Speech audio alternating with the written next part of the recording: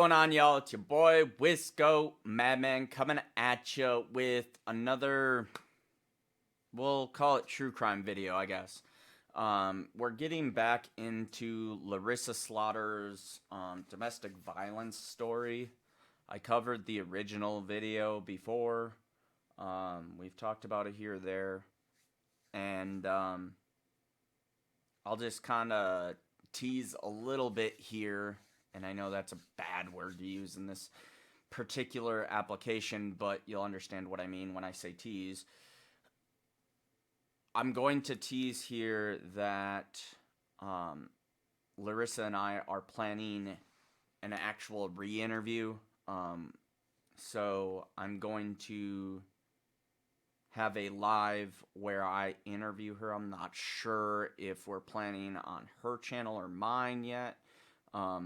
We may utilize mine. We may utilize hers. I think I'm leaning towards utilizing mine simply because I think it'll get her story out to different people.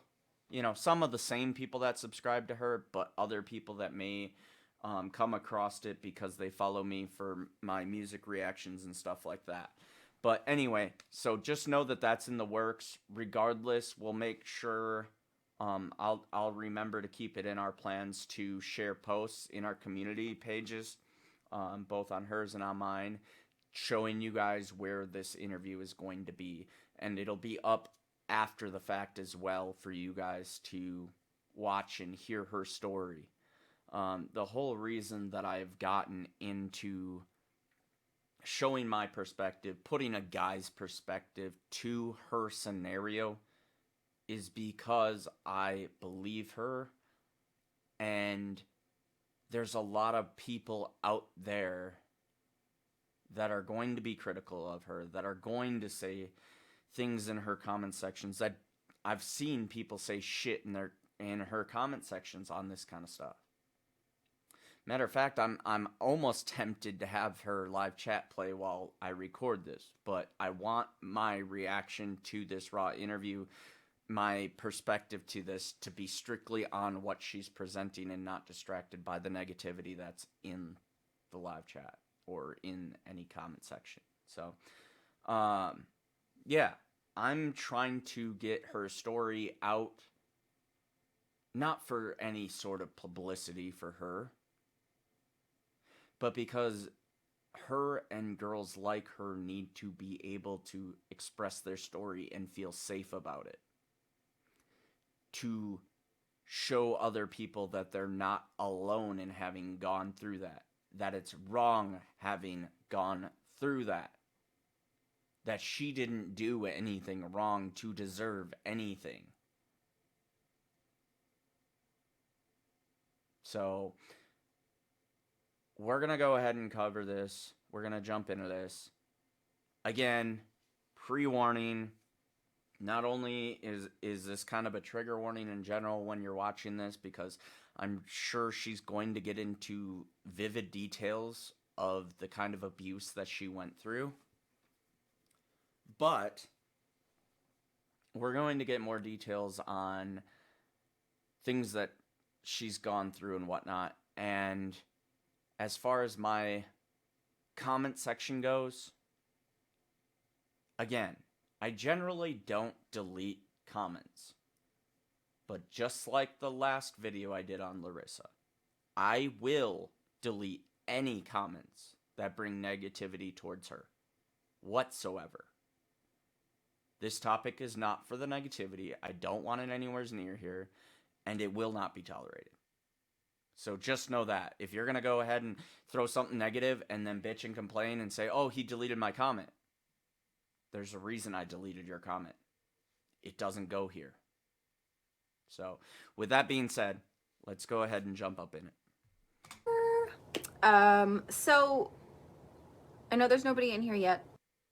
But there will be people in here, I'm sure. And I started the meeting and so Oh, by the way, guys, this is also a live that she did, so depending on her connections and stuff, that's where you're going to get the skipping, so there's nothing I can do about that. we're just waiting now to log into the meeting, and why are people yelling? Callie for you. Okay, anyways. So yeah, guys, we're gonna go ahead and do everything from the very beginning of this meeting. I have like 3 more minutes till I have to log in. But I want you guys to see like the raw, uncut footage of this interview prior to it being put out to the. Oh, and before she gets too far, in case you see a wardrobe change or anything here, at some point I do have to go to bed here, but I did want to try to get this done if I can. So I'm not sure if I'm going to make it through the whole hour and a half in one sitting. I might have to split it up, but I'm just warning you in case you see a wardrobe change here. The media, because I don't know what they can twist. I don't know what they can publish. I don't know what they're going to do. So I want to make sure that you guys get it from me, and I want to make sure that you guys know if something gets misconstrued in the interview, if it was from me or if it was from, you know, the people. So we're gonna go ahead and do that. So thanks for coming, and yeah, we're just waiting for a couple more minutes until the meeting is logged in.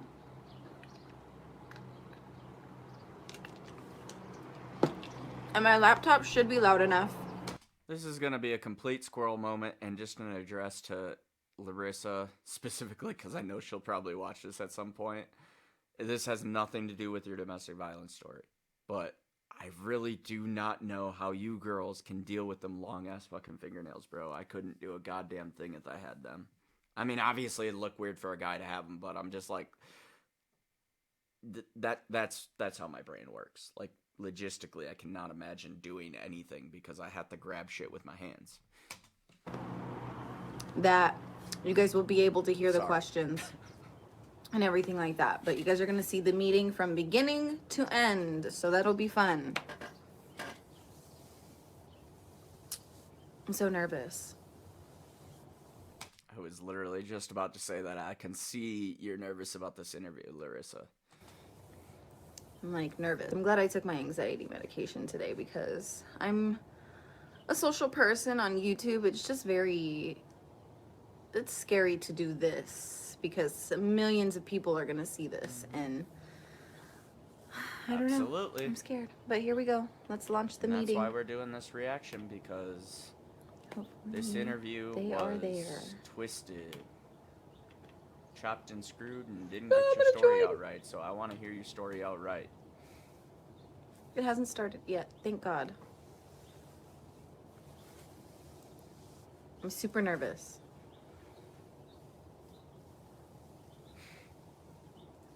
I'm so scared. Oh my God.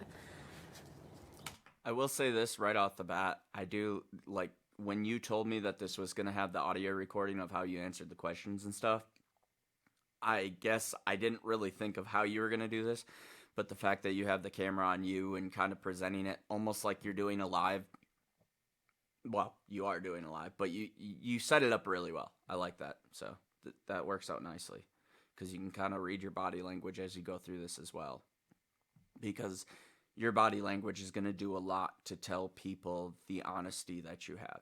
You know, anybody who's like me that can read that kind of stuff is going to be looking at you and seeing that, you know, there's true emotion, true whatever, you know, as you answer these questions and as you tell your story.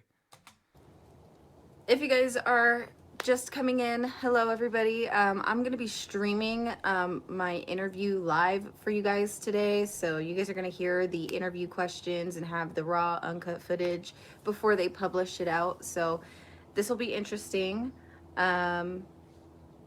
We're just waiting right now for the Zoom meeting to be started, and we'll go from there. But hi everybody, thanks for coming.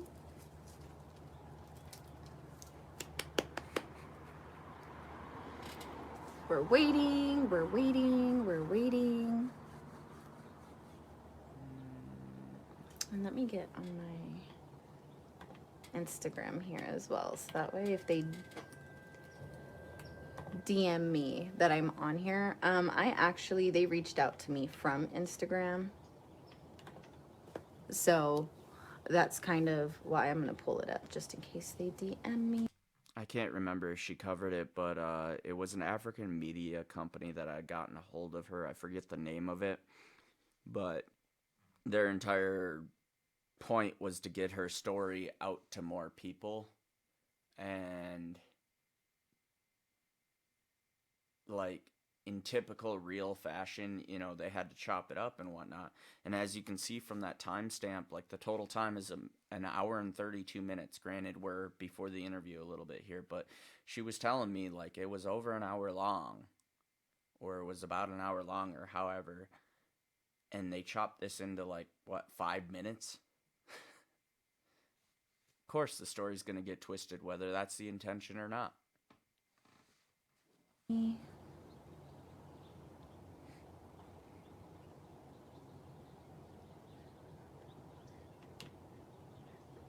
Nothing yet. Okay.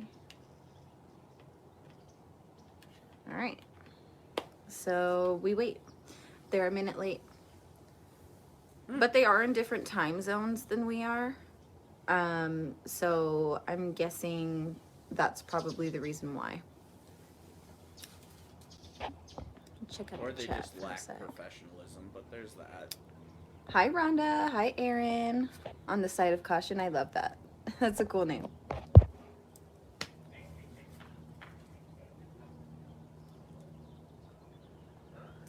I hope they didn't forget about me.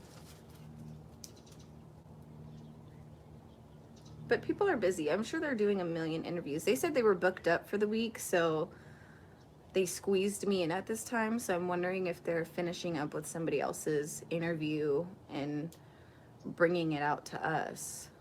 But in the meantime, talk amongst yourselves. And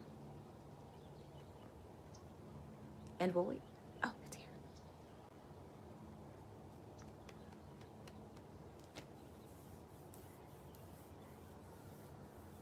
Ooh. Oh, it says they'll let me in soon.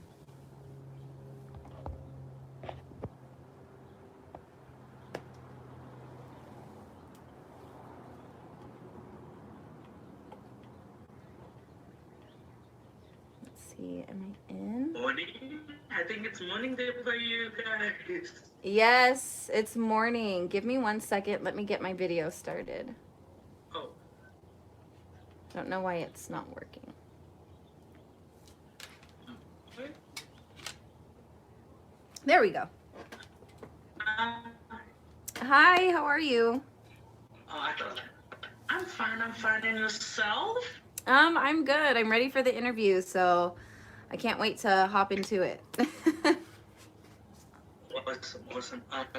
I'm just going to give my colleague Shannon a call, because she will be conducting the interview. Oh, and there Shannon is right on cue.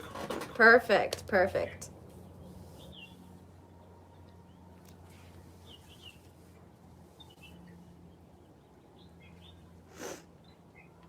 And then I'll be recording from my phone, correct?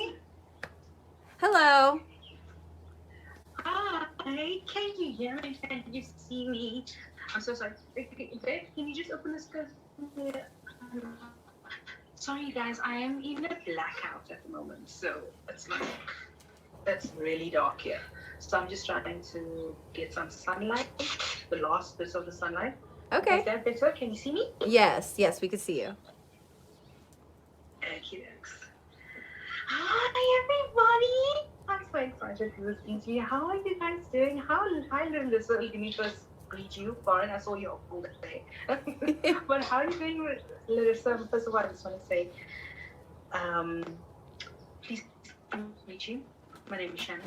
I talk a lot, and I am the producer that will be working on your piece. And I came across your story actually about 3 months ago, and I've been systematically just trying to get your story, because I'm like, your story needs to be told. It like it needs to get out there.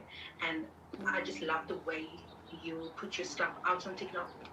It wasn't to get some sensation out of it or anything. It was literally put out to spread awareness, to make people aware of things like this happening, to make women feel like they are not alone. I actually showed my mom the video, and my mom is a DV survivor, and I was about your son's age, and a similar situation happened when I was your son's age. And she watched it and she was bawling, and I was like, I need to do your story. I really, really need to do your story. It hit home so much.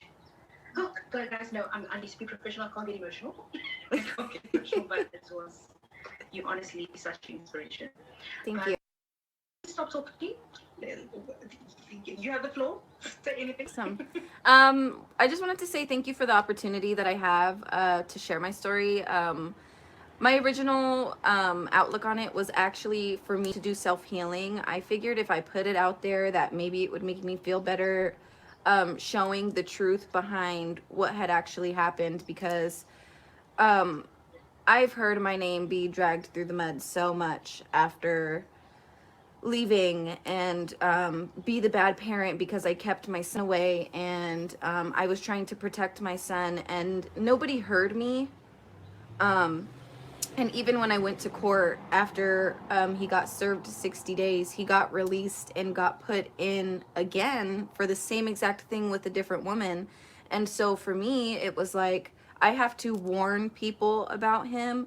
I feel like it's a weird entitlement for me, because I feel like I do have to protect men and women from him, because he is a dangerous person. I almost lost my life at his hands, and you know, we have to protect our children as well. I made a promise to my son, and I promised that we were never going to trust him again, and I kept that to this day, you know. And so now it's become, You know, as much as it was hard to watch the body cam footage, and it really was, that's why I pretty well didn't make a whole lot of comments on it. It was probably, I think, the worst part of the entire thing. Again, domestic violence is horrible, but of all the end results, the part that you showed of your son saying that he just wanted to kill himself at that age.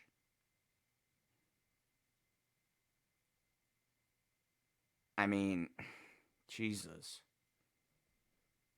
That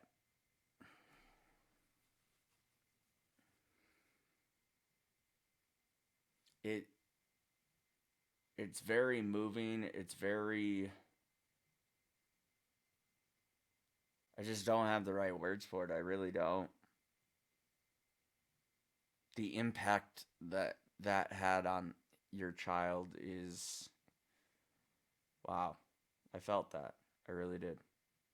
I mean, I came from a broken home, so maybe I related to your son a little too much there.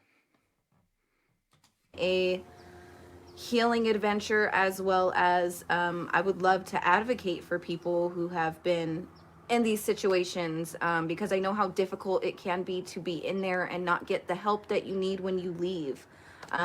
So I just want to be like that stepping stone for men and women who have been through it. Absolutely. That is absolutely amazing. Thank you so much. Like, again, I want to say, like, that is the best. I think it's actually a trend that happens, or some kind of weird thing that happens, especially when it comes to the perpetrator's family. My mom's been through it, but what blows my mind is that they never get to see it from your side, like as parents themselves. You know what I mean? What would you do as a parent? Would you allow your child to be in a dangerous situation, whether it's their parent or not? Like, I feel like they, like, all rationale just basically just leaves the room, and it's just they just blind and they just support this person, and they don't really think about like how it affects you, although it affects you directly. It affects your child directly. They've seen the bruises. There's video footage of him doing what he's doing, and so it's just like they just don't see anything. Yeah. They just refuse to see anything. It's disgusting. But wait, guys, so my power went back on now. So what I want to do is, can I just change over, because I am on my iPad at the moment. I just want to change over to my laptop and put my mic on, and the sound and everything will be much, much better. Okay. Yeah, perfect. Okay. Lauren, So is that fine? yeah, I'm gonna go, or I'm gonna get like shaded now. So I might also just drop off for like a few seconds, then come back on again. Okay, that's fine. Okay, cool. Can I just change over to my laptop? So Larissa, if the call drops, just hang 5 seconds. We literally just gonna. I'm just putting on my laptop quickly. Is that fine? Okay, yeah, no problem. I'll wait as long as you guys need. Okay, cool. Yeah. Okay, I'll be back now. Okay. Yeah, so there's this wonderful thing here in the beautiful South Africa where they switch our power off for 2 hours twice a day. Mhm. So that's just so that we can bond with our family, you know, Oh wow. get together and we can like have a communal conversation. No, our government is just very corrupt. That's why Oh, wow. they switch off our power. That's crazy. That wow, they do that out there. That's like actually it's actually a pretty good idea, because we'd probably get a lot more family time in if they did shut off our power like that. So Yeah, it's a joke amongst like South Africans that the government is really concerned about the fabric or the foundation of the family. That's why they switch off our power. They want us to get closer together. yeah, that's very interesting. That's not a bad idea. I think I might do that in my house now. The government of South Africa inspiring everyone far and wide. Yeah.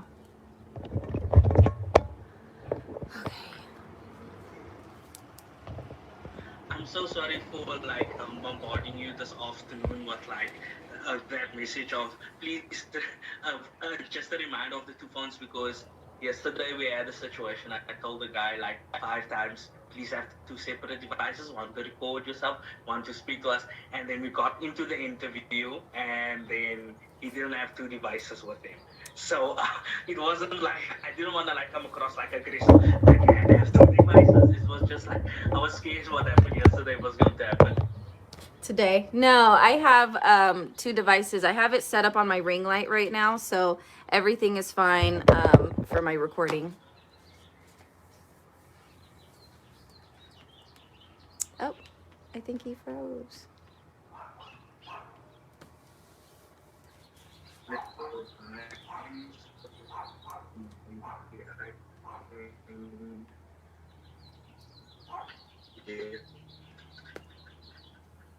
Uh-oh.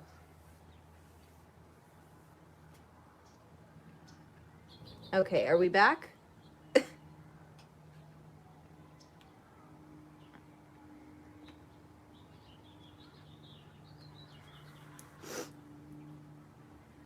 Okay, so they dropped off really quick.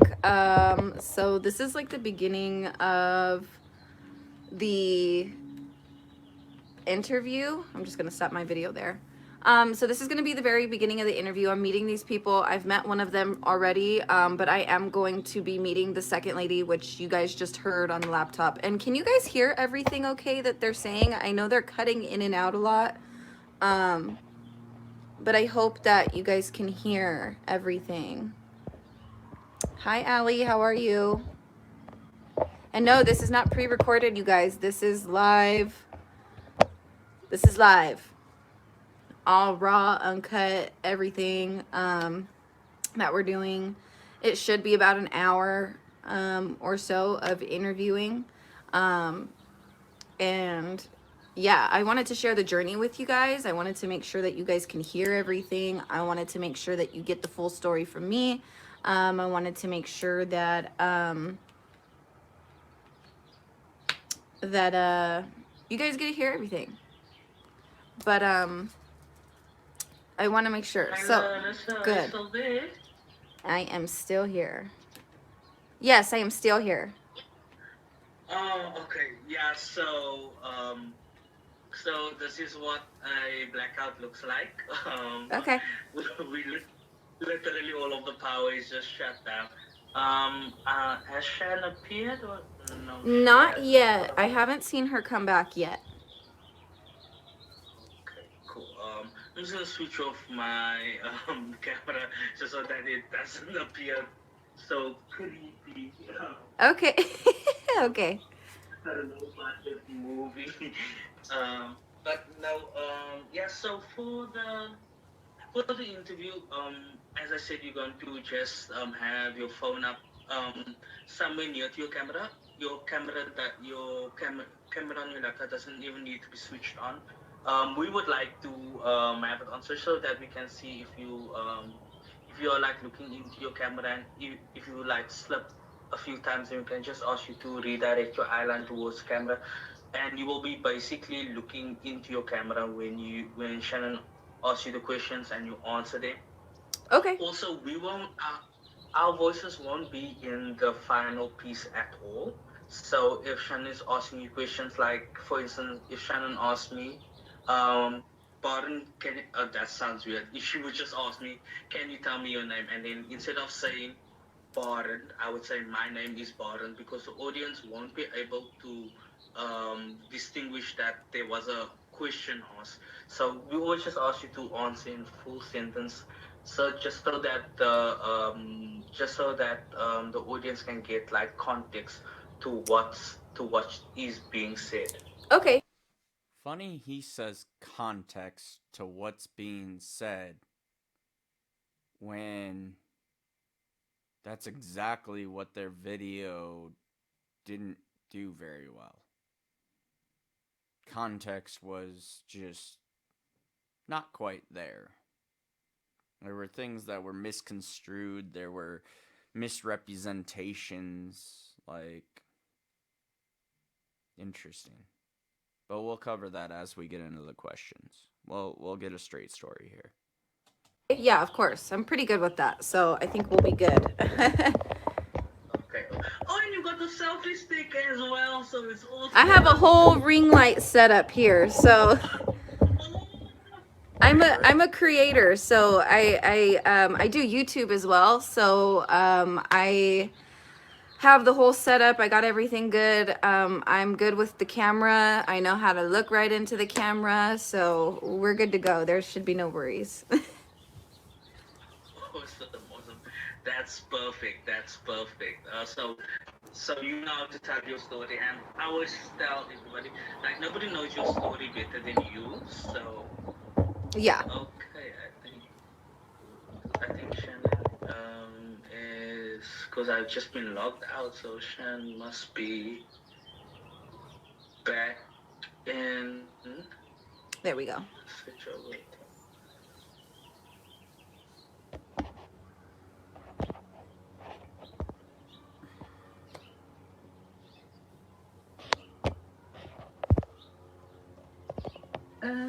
Am I back?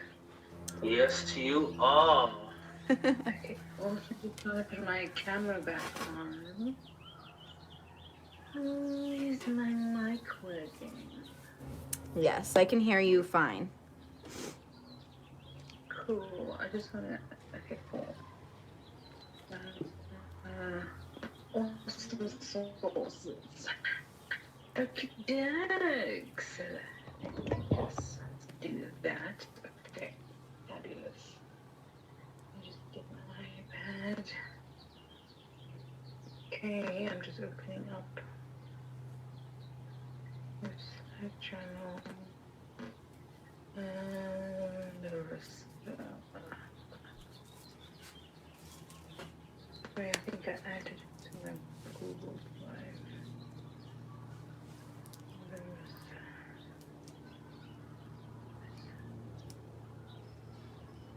There we go. Okay, it's loading. Okay, awesome. Okay, we're good to go. So, okay, first of all, I love your setup. Like, I Thank love you. when people understand, like, the phone needs to be set up and everything like that. Mhm. Because we had almost an entire interview yesterday, Osbar, and we told this person 5 times, you need your phone. Like, and the person's like, no, my phone is here. And then we found out afterwards they had no phone there. Oh yeah. What? Yeah, I'm a creator. I do YouTube. So I am pretty good with the setup of the phones. I'm pretty good with the answering the sentence or the question in or putting the question into the response and everything like that. So I got you guys. You a girl after my own heart. Like, oh my word. Yes, thank you so much. Because I just want, to me, I just don't want to just like do the story and you want to be technical and you just want to like, I want the story to be done properly and like perfectly because you want to do justice to people, so it's people's lives. Do you know what I mean? Yeah. So again, so we're going to, or Baron, did I reclaim host? Am I the host now? Baron, am I the host? You the host? Am I the problem? Let me just check. I think I am the host. Okay. Okay, let me then do that. Okay, cool. So what I'm gonna do is I'm gonna Shan, if I might ask, can you record on your side because I'm just scared my internet drops. Like I think it did now. yeah, I'm the host again. So that's so yeah, I'll record on my end, don't worry. And so Larissa, you can okay. I'll record on my end. That's just for transcription reasons, nothing special. And then you'll record on your end. I don't need Baron let you know after the interview. I'll send you a post-interview email. We'll have a Dropbox link and a Google Drive link, depending which one works better for you. You'll upload the footage there, and then you'll use the footage and all that to build your story, add graphics and all that. Okay, Fine? perfect. Sounds good. Okay, cool. Okay, cool. Yeah. So I'll start recording, and also I'll put my camera off because I will distract you. I am all facial expressions and hand signals. Let me just let me record. Awesome, and here we go, guys. This meeting is being recorded. This is Oh, awesome. okay. Okay. So this is just the introduction part of the interview. This is just about getting to know who you are. So the first question I have for you is, could you please introduce yourself, your name, where you're from, what you do for a living, and your age? Okay, so my name is Larissa. I am from Southern California. I am 25 years old. I will be 26 coming up in April. And I am a YouTube creator. Thank you so much for that. So the next question is, could you tell us what are your preferred pronouns? She, her, and hers are my preferred pronouns are she, her, and hers. Thank you so much for that. And so, what message would you like the audience to take away from watching your story?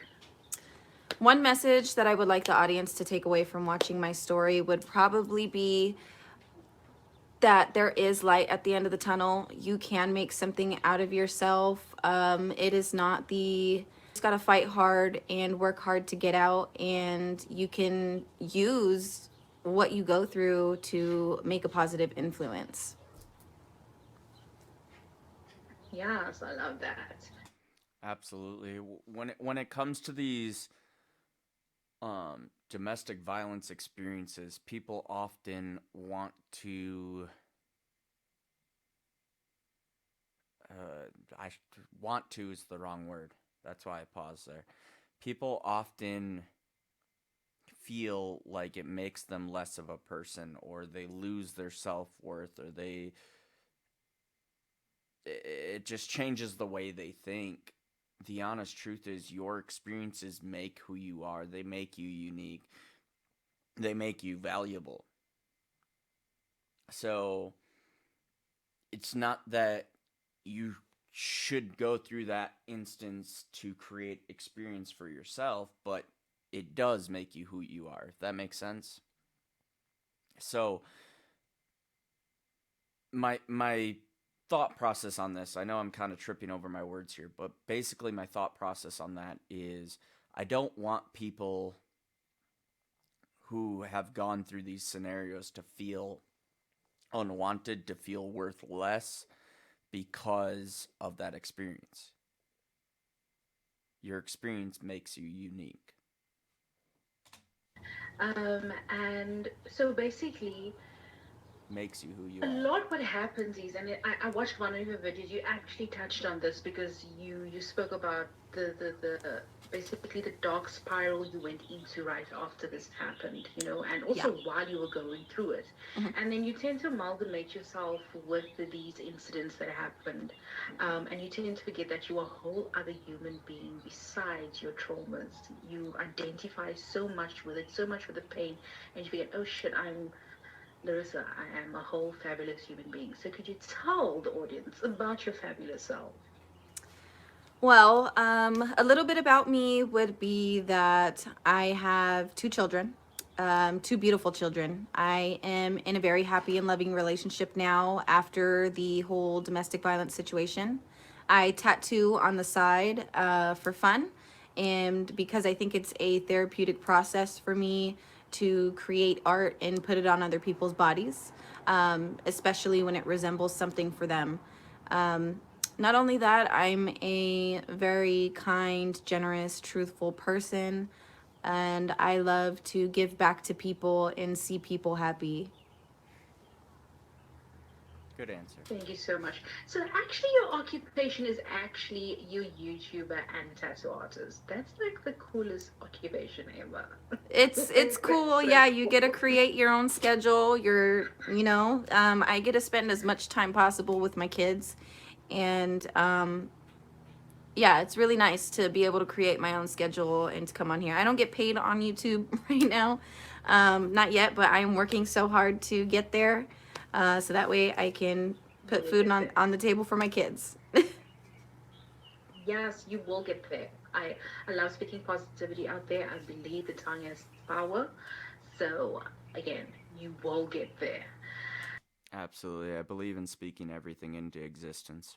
So now we're actually going to get into the nitty gritties of the story, and your actual story and how it all began. So the only way to start is to start from the beginning. So could you tell us how you and your ex met, and how was the relationship in the beginning?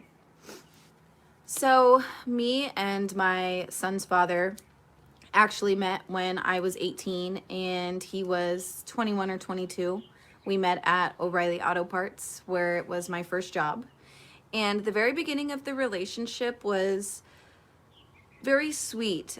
He lived down the street from me and we got along very well. Our birthdays actually were only like a day apart, and it was fun. It was adventurous. We did so much different things that I had never experienced before with each other. And I can say that I definitely fell in love fast with him due to his sense of humor and the way that he loved his family, or at least showed that he loved his family. Do you know what I have to commend you on, and what I have to commend so many women on this? No matter how these individuals hurt you, um, literally traumatized you, there's still part of you that can remember the good times and appreciate that and identify it and acknowledge it. Yeah. Other people would just be like, I don't forget. I forget everything. I just see the bad. But you can honestly actually still do that and actually acknowledge the good times you had with that person. It sounds so trivial, but people don't even realize how much it takes just to actually acknowledge that there were good times. You know what I mean? Yeah. I think she's 100% right there. The interviewer, it it's commendable for someone to remember the good times even though there were bad times. It's commendable to recognize that there were other parts, because often when people talk about the bad times, then pretty soon it's like, well, how did those bad times come to be? How did you ever allow yourself to get in that scenario? And Larissa's doing a great job of recognizing that there were amazing times. There were times, like she said, where she had fallen in love, and that's what made her, or that's what got her in so deep where it's hard to leave. I understand completely how women have difficulties leaving abusive partners. It makes sense. It sucks, but it makes sense. Of course. Yeah. I'm getting off topic again, sorry. It's okay. So what I want to know is, so how long were you guys dating before you saw some red flags, and what were those red flags? So, me and my ex started dating in July of 2015, and the first red flag I saw was in the beginning of November in 2015. So, it was nearly a couple months after we had met that he started displaying red flags, such as pushing me into a laundry basket after work because he was upset about something that happened at work. Because he was upset with something that happened at work and it didn't even have anything to do with you. It absolutely didn't have anything to do with me now. Wow. I actually was at his house cleaning his room for him, folding his laundry when he came home from work and was upset and pushed me into the I'll let her finish. laundry basket. Okay. So, let's see if I can gather this thought while it's there. So I remember one thing from the interview where the way the cut was, she stated how this particular scenario is once they express this violence towards you, once they are that way towards you, it's only going to get worse. And I want to address this because I know Larissa has gotten to know me well enough to understand when she's watching this, so I don't necessarily have to preface it for her. But for people watching, I want you to understand that I completely stand with Larissa on this, but I don't know that I necessarily agree with running from the first red flag, only because, I mean, some people run too quickly, if that makes sense. So let me get into what I'm addressing. So he expressed anger towards her, physically did something to her, pushed her into this laundry basket as she stated, and she hadn't done anything. And what I'm thinking in my head at that point, when it's specified here that she had not done anything, this is some context that didn't really come through in the finished chop up, the finished cut, you know, be it maybe for time frame or whatever, but we lost context there. The fact that she did not, the anger wasn't even necessarily towards her or any action she made. It was simply because he was mad about work or because he had a bad day or whatever the fuck. That's a key factor to me. That's the key factor in my head that makes it the red flag, is the fact that he directed this anger towards her. Now, I'm not saying anger directed at your partner, your spouse, your whatever is acceptable if they somehow earned it or whatever you want to say, or somehow did something that made you mad. But what I am saying is it should be more of a red flag because he was willing to express the violence towards you with no... what's the word I'm looking for?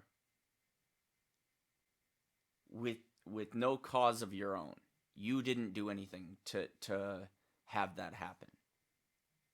And that's not saying that there's ever an acceptable time to lay your hands on a woman, because I do not believe that. but I'm really emphasizing, if you didn't do anything, that means he has no idea in his head, he has no boundary in his head of, you get what I mean?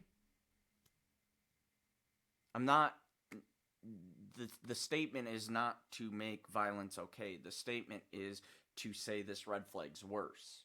See what I'm saying? It's hard for me to explain it in better words. I'm trying to come for the words. Yeah. But yeah, to me that says this man has, well, sorry, not a man. Not a man. He hasn't earned any sort of that respect. But he has no value of the respect for women.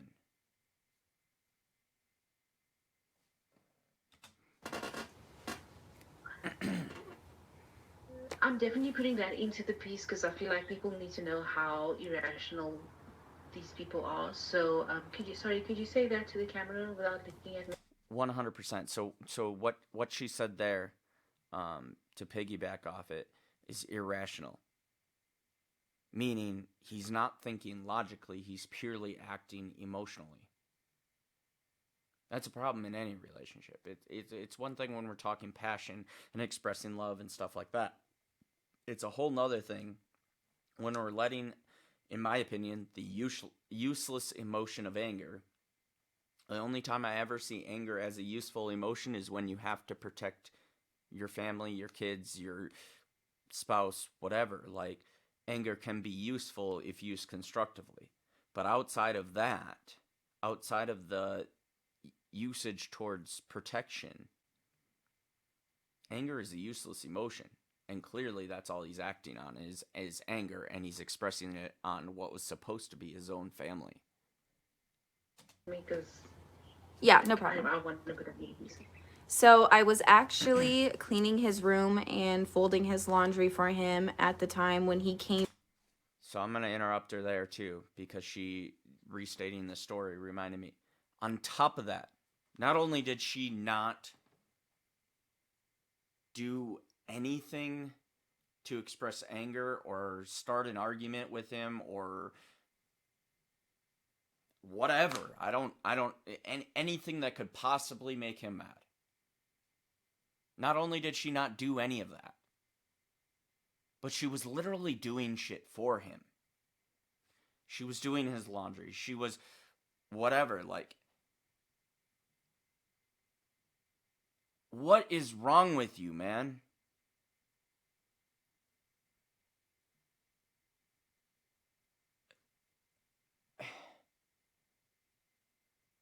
And if I'm already getting this irritated by it, I mean, to an extent, obviously, it's because I know some of the shit that's coming.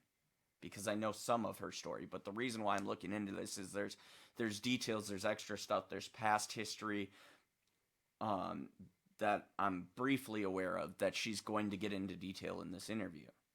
And that's really why, not only to get her more exposure and to allow more people to understand that expressing their domestic violence story is important, but also to detail her story more. Because I feel like we've only scratched the surface with the things that she's gone through. Came in from work upset and pushed me into his laundry basket.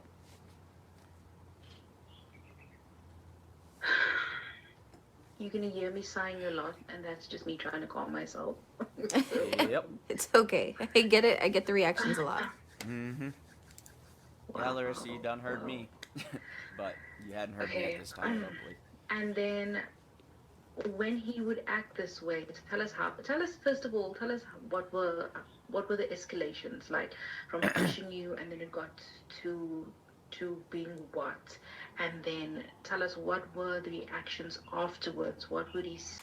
You know, in the way that she questioned there, I also think that that's another thing that's interesting with these scenarios that I can note as one of my observations is, generally speaking, these domestic violence situations escalate and escalate and escalate and escalate, which that much more shows that,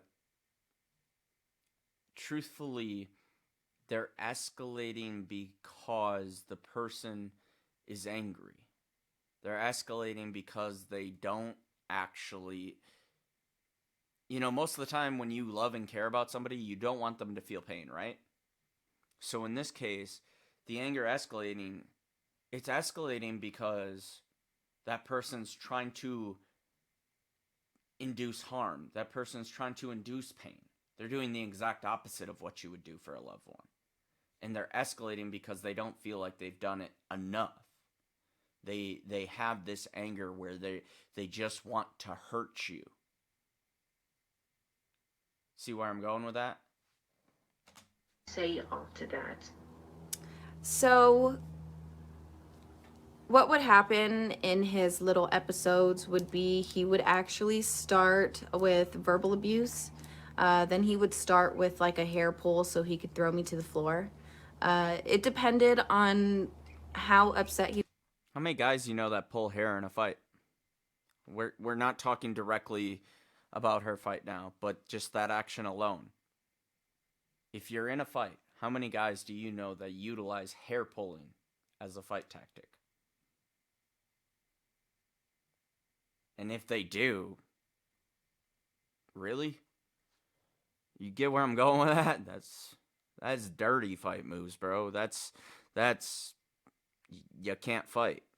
He was, whether it was angry about something that I had done wrong in his eyes, or if it was over something that had happened with another topic like work or something, it would usually lead to punches to the back of the head, rug burn all over me because I would be thrown and tossed across the room.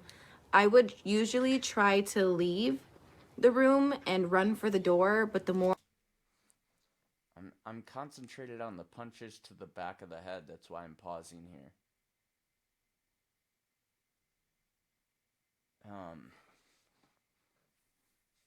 Because I'm trying to think of the logic. I'm trying to think of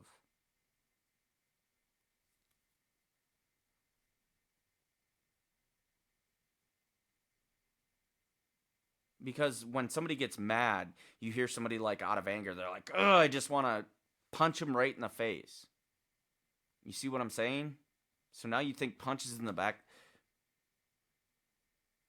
Like, the only thing that's coming to mind as logic is he's literally trying to kill her.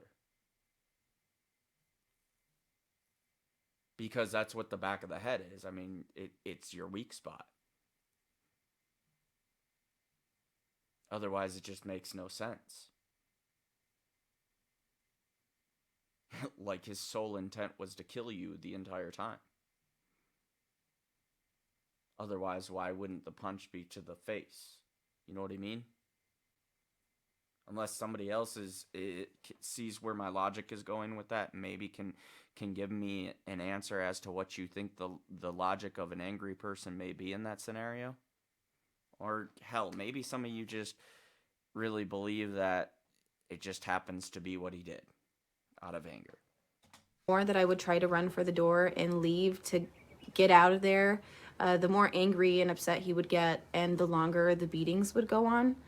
And it's crazy. In those scenarios, I know I keep on interrupting her, but in those scenarios, it's like,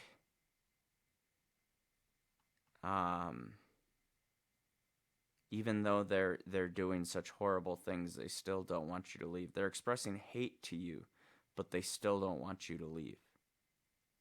Not just because, oh, I'm worried about getting caught, oh, I'm worried about being reported, but they still don't want you to leave. And I'm just wondering what... The only answer to that I can think of is mental illness, period. Like, there's clearly something wrong. Like, they don't want you to leave, but they want to beat the shit out of you. Like, what is that? when I would finally say, okay, like I give up, I don't want to leave you because that's what he really wanted to hear. I won't say anything. Then the reaction. You got feared into it. You got guilt tripped into it. That's not gaslighting, but it's in the realm of those mind manipulation games. They make you feel bad for them almost. Is the guilted end of it. The fear end of it, obviously, is you're afraid of him somehow making it worse on you or killing you or hurting your son. You know, I think that's where Larissa's real, I don't want to say weak point. I want to say real concern, real whatever you want to call it. Like the biggest thing she's worried about is her kids. She even stated, like, in the original video that I did about it, she even stated how when she's about to die, as she's being suffocated, the main thing, the one thing that was going through her head is, oh my God, my son is going to be without a mother. That's a real fucking mother there. That truly, when one of your last thoughts that goes through your head when you're about to die is worrying about your absence and its effect on your child. That's a real fucking mother. Action would be like, come lay down in bed with me and watch a movie. Marie, play that. So it's not even I'm sorry, not even like, the actions afterwards. What would he say after that? So what would happen in his little episodes would be he would actually start with verbal abuse. Then he would start with like a hair pull so he could throw me to the floor. It depended on how upset he was, whether it was angry about something that I had done wrong in his eyes, or if it was over something that had happened with another topic like work or something. It would usually lead to punches to the back of the head, rug burn all over me because I would be thrown and tossed across the room. I would usually try to leave the room and run for the door, but the more that I would try to run for the door and leave to get out of there, the more angry and upset he would get, and the longer the beatings would go on. And when I would finally say, okay, like, I give up, I don't want to leave you because that's what he really wanted to hear, I won't say anything, then the reaction would be like, come lay down in bed with me and watch a movie. So it's not even I'm sorry, not even like, the usual. No. Okay, this is next level, because normally these perpetrators would be. She's right. It's next level. It's pure fucking psychopathy. There's a signal, there's a wire, there's something there that ain't connected.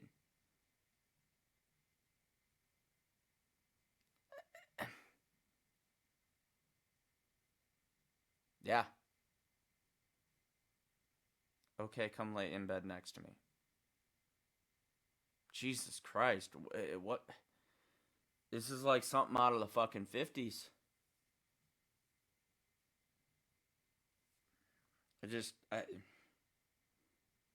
I'm so sorry, I'll never do it again.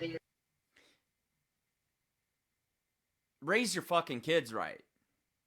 This isn't, like, that statement is not directed at Larissa. That statement is directed at parents everywhere because of what her son's father became.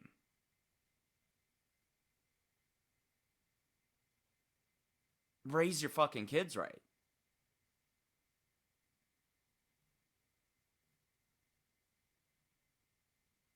this remorse, this guilt, but it's actually it's flipped because he will try to make you feel bad that you got a beating, and then he will forgive Gaslighting you there.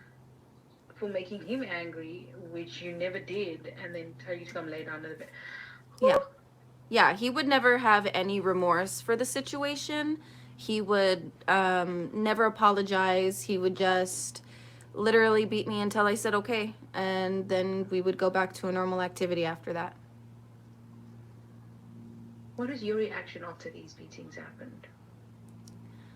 The reaction that I would have after the beatings that I would get from him were definitely confusion. I was very confused at what was going on because I was very young and he was my first relationship ever in life. And I mean, I was distraught. I would cry and I would wish, a big part of me would definitely wish that he would apologize and he would say he was sorry. And I wanted that from him after those beatings because I was getting beat and not receiving that. And if I was going to get beat, I at least wanted an apology for it. And I never got them. You say you were young when this happened. I just want to get into the mind of the younger you. And especially this is for teenage girls, so that people can understand what goes through a teenage girl's mind when she finds herself in this situation. First of all, the first question I want to ask you is, did you, because this was your first relationship, did you think that this is how relationships go, and that's why you stayed? So for this relationship, even though it was my first relationship, I knew better. I actually experienced watching domestic violence as a child with my father and my mother. This is one of the history things that I was aware of, or that Larissa made me aware of before getting into this, is what she witnessed as a child. I can relate to that on a different scale. In my case, I witnessed I witnessed female on male domestic violence growing up. Like, that's, you know,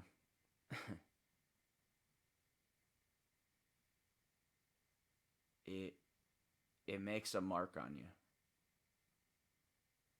That's part of when I was talking about your experiences make who you are. Your experiences make your uniqueness. That's what I'm talking about.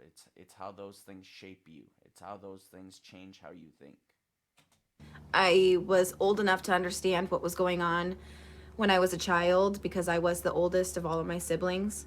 And I knew that it wasn't something that was supposed to be happening, but I just didn't know how to leave the situation.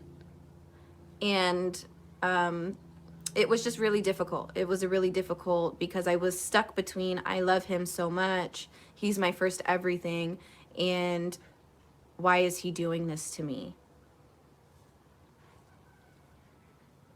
And when you thought about that, why is he doing this to me? What actually went through your head? Because I know a lot of young girls tend to think, is there something wrong with me? Did I do something? Because, you know, that's what essentially they want you to start thinking. You know what I mean? So could you talk a little bit about that? So I would definitely say that I definitely wondered if it was my fault why he was doing this to me. That's where the gaslighting takes effect. That's where you start. They literally make you crazy into thinking the shit in your own head. I wondered if it was something that I was doing wrong, but I also wondered if there was something deep down inside of him that he wasn't telling me and he wasn't sharing with me, or something that was hurting him and causing him to be this way. So my main concern was definitely, is he okay on the inside, and what can I do to fix it?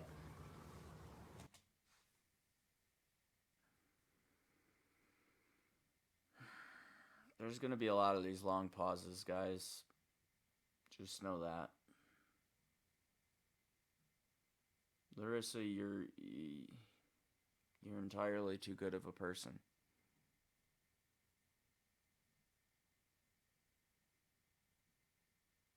We need to stop this cycle in society.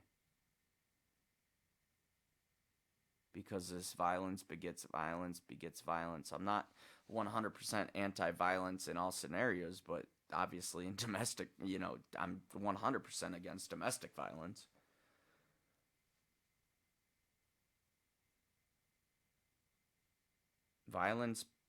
Domestic violence breeds domestic violence.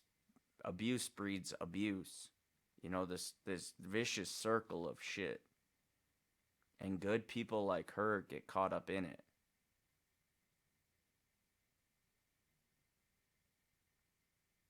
I mean, everybody makes mistakes, but nobody makes mistakes that warrant these responses. You see what I'm saying? Like, I'm recognizing that Larissa is a human. Larissa is a person.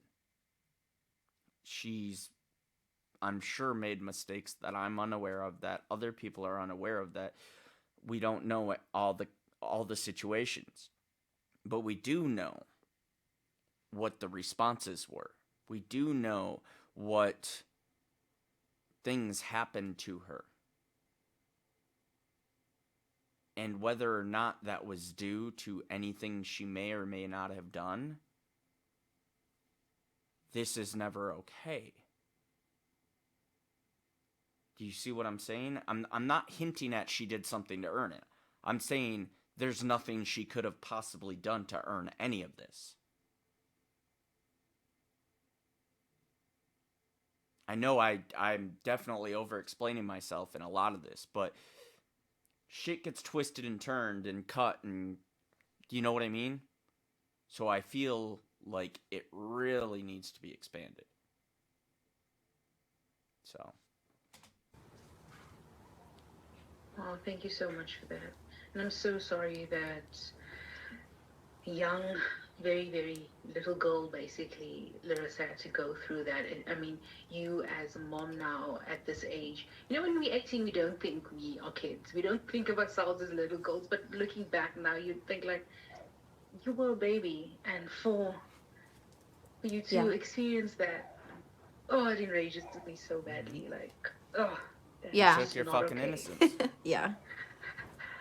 I'm so sorry that you had to experience that. Wow. What I want to know is, so I've seen, like, you documented your journey extremely well. It's almost like you knew that, like, innately something inside of you knew that you weren't going to stay in this, and you were somehow going to tell your story subconsciously because you documented it so well.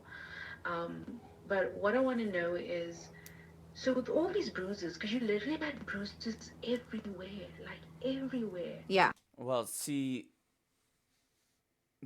the documentation part that she mentioned, you also have to document the shit the way she did because of police reporting. Because everything's going to be used against you and twisted. Everything's going to be, oh, well, it didn't happen. Oh, well, you don't have evidence. So the way she documented was very good because it allows that when people start saying, oh, you're lying, you can go, here's my receipts. Here's the pictures of my bruises. Here's this. Here's current girlfriend that he's with or was with or whatever the fuck. All bloody as fuck. Like, this is the evidence of what he's doing. And did anybody ever see these bruises? Did anybody ever say something, try to intervene? So, in that question, a lot of people actually did try to intervene in the relationship in the very beginning after they found out that I was being abused. My mom was actually the most adamant about it. She even went as far as going down to our job and pretty much threatening him. If he ever puts his hands on me again, like, that'll be the end of this, and which led to worse beatings for me. My mom would see bruises on my body all the time, and I would try to lie to her, and she just knew already. And she's the one that actually told me to start documenting everything because she had again lived through domestic violence herself. And for her, she already knew the cycle. She knew how hard it was to get out of. She knew how hard it was going to be for me to get out of it, as much as she warned me. And, you know, my mom was just a really big player in my reason for documenting everything so well, and my reason for being so smart when it came to the domestic violence relationship.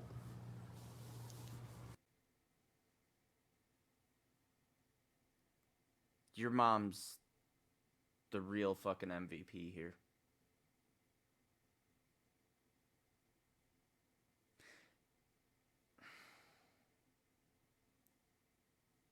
I think y'all know the kind of response I would have if I were in her situation. In her mom's situation, I mean.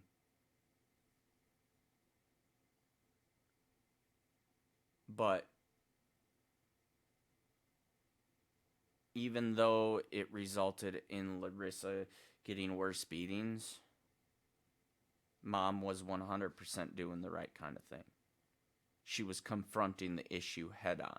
She was making it clear that this is not okay. I only wish she would have been able to do something to stop it. But we all hope and wish that, obviously. Thank you so much for that. So you said a lot of people try to intervene after they found out. How did people find out? Tell us about a significant incident where somebody found out and basically the whole cat was out of the bag. So there was a specific incident that had happened where he was being extremely aggressive through text message, and I later got dropped off by my cousin, and I was asking her to help me move all my stuff out of the house, in which she did, and she came in with me. We started moving my things out of the house, and it blew up into a big thing where him and her started arguing, because I had actually told her and confided in her about the whole situation when I was moving, because I did leave several times and tried to get out of the situation, but he did live down the street from me, so it was a lot harder to leave physically permanently than anybody probably would have thought. Thank you so much for that. So tell us, I know of you falling pregnant and your pregnancy was, your son was a blessing, but there was a lot of turmoil in that as well, watching your TikTok videos as well.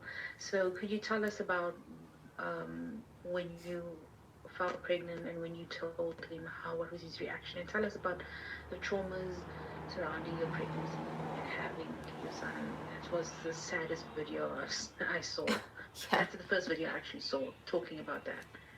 Yeah. So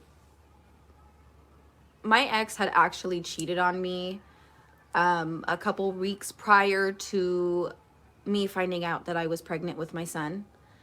I had actually been staying at my dad's house at the time, away from him, not knowing that I was pregnant yet. And then I ended up feeling sick, and I decided to take a pregnancy test. And I found out after 2 weeks of being separated from him that I was pregnant. I knew it was only from him, but when I did tell him that I was pregnant, he did not believe that it was his child. He thought that I could probably get pregnant within 2 weeks by somebody else. He assumed that I was cheating on him. He asked me to get an abortion and did not want to have the baby. He said that he would take me to go have the abortion. He would do whatever he had to. And then a couple days later actually flipped the switch after I told him that I was going to keep my child no matter what. And then he started to want the baby. So, I'm not surprised by the accusation of cheating. of him accusing her of cheating. It's often a deflection. I understand in some guys' scenarios when they might request a paternity, and although emotionally it's a struggle, I can get the confirmation being a guy. So as a devil's advocate, I can kind of say, okay, I get, just for the sake of receipts, like we talk in true crime, like I could see the paternity, but the accusations are obviously unnecessary. But what I'm seeing here by what you describe is a boy that feels that he possesses a toy. And what I mean by that is he sees you as property. He sees Larissa as property for the other people watching this. And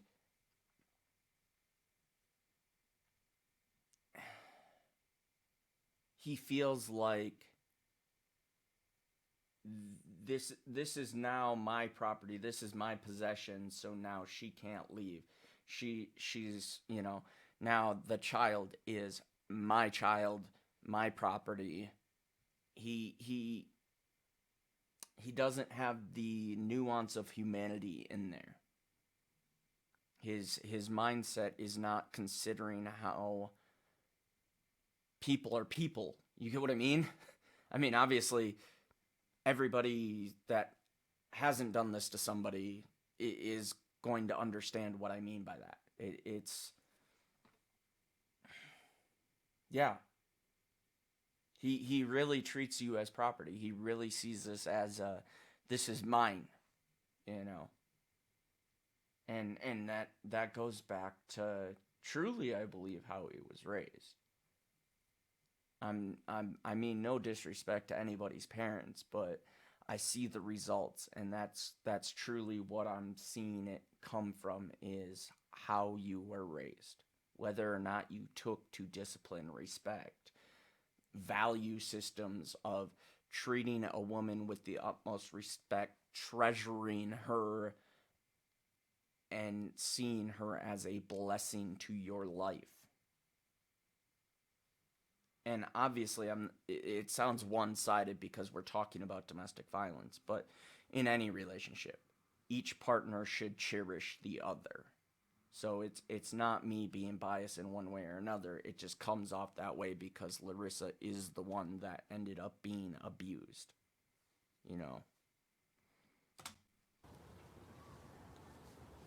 Thank you so much for that. And did you experience any abuse during your pregnancy? And did you actually get back together with him after finding out you were pregnant? So after finding out I was pregnant, I did get back in a relationship with him because I wanted to give my son the opportunity to have a put together family. And I was hoping that maybe after I had the baby that he would change, or at least me being pregnant would change the situation. Mm-hmm. And I was definitely wrong about that.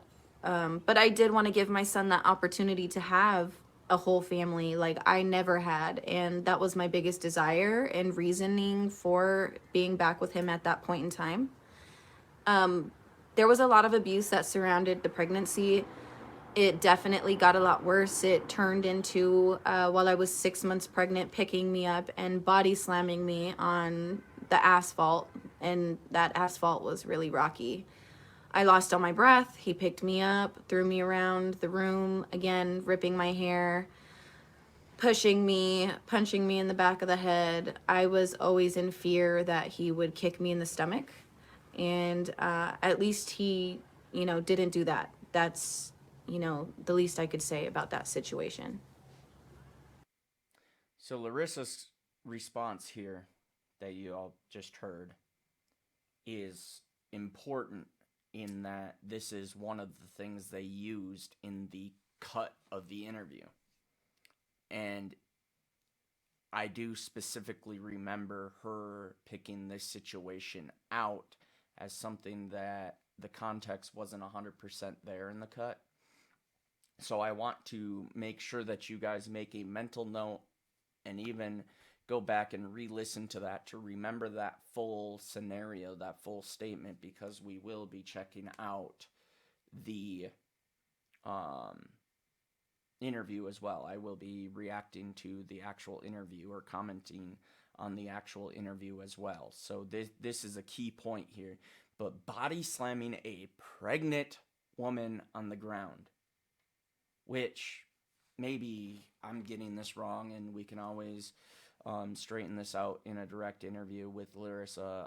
I'm sure to clarify terminology, I'll ask questions that others may find redundant or may find not necessary, but sometimes if I have a small question in my head where, hey, like the term body slamming, everybody kind of thinks of it slightly differently maybe.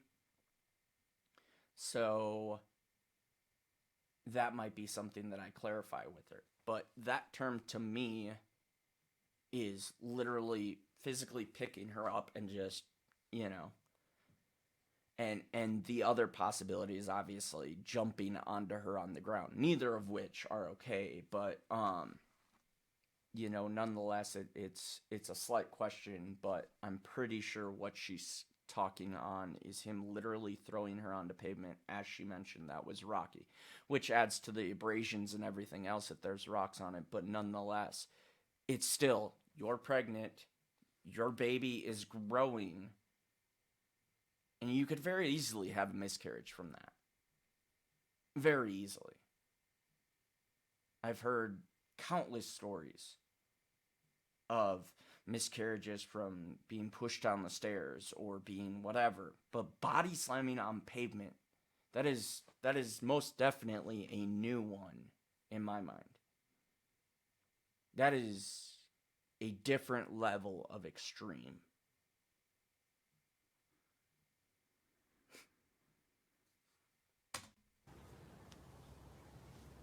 Thank you so much for that. And tell us, so when your son was born, I don't remember specifically, but I remember you speaking about when your son was born, there was some kind of turmoil around that. Tell us how that experience was for you, bringing this beautiful life into the world, but also dealing with this person on the other side. So when we brought my son into the world, it was such a moment because I had never actually seen my ex be so supportive. I had never seen him be so, what I thought was in love with me and proud of me. So I'm gonna cut her off briefly here, but one of the things I think of with that question and just the little bit that she said, so many relationships, people think that a kid is going to solve their problems. It's going to unite them in a way to raise this child.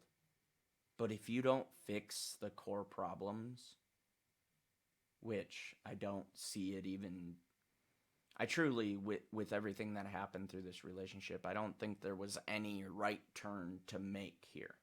There was no better choice than what had happened, other than to leave, obviously. But I highly recommend to anybody watching, to anybody taking heed to this message and looking for signs or what have you. A child will never fix your relationship. It will never. Don't have a kid to motivate y'all to fix your fucking relationship. And this is not me reprimanding Larissa. This is me saying to anybody who's ever questioning that, do not. That is, no. Now, instead of two damaged individuals or two individuals that need to work on themselves, or, one fucked up person that is fooling another, or however you want to call the dynamic. Instead of having to work on that relationship, now you have to work on that relationship with the added stressor of a kid. Children are blessings to earth, yes. Blessings to parents. But There is no fucking doubt that they are some of the biggest challenges you will ever go through in life.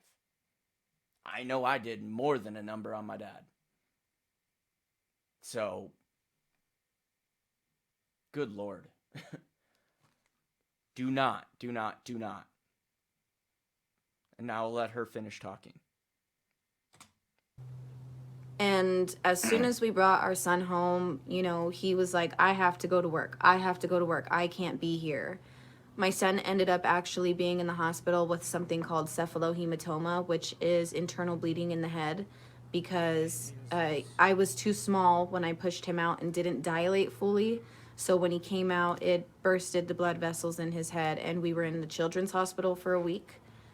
My ex would come, and he would stay for like an hour and leave, or he would leave for days at a time while we were there, and he just really wasn't helpful after I just had a new baby. And you know, you're supposed to be able to take your kids home after you have them and enjoy them, not be in hospitals with them afterwards.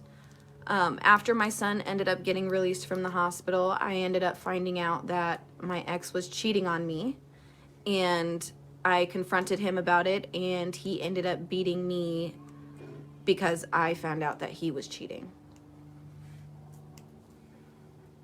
What? Yeah. She asked the question, what, out of surprise. I truly believe the interviewer had genuine surprise out of that. I do not. I'm not writing this situation off, but sadly, I am not surprised. This is part of manipulation. This is part of making you out to be the problem. These are typical mind game tactics. Those who have not experienced the mind games will never understand the logic behind this. And I truly, truly do not wish that on anyone. I don't. You know, this is one of the reasons why my camera is not on at the moment, because you should see my face at the moment. Like, Yeah. what? Yeah. Yep. He took my phone, actually, and he threw it up against the crib, and it shattered into pieces because I told him I was going to call the cops, and I was unable to call the cops that day and ended up staying hours in the room again, being beaten again by him. Jesus. Wow. Wow. Your situation makes me consider a panic button.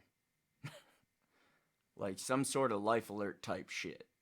Except panic button, like the bank, direct to the fucking cops. Like, fuck, man. So tell us after that, how did it escalate? I mean, we saw the footage of, I am so sorry what I'm about to say, but I cannot keep it in.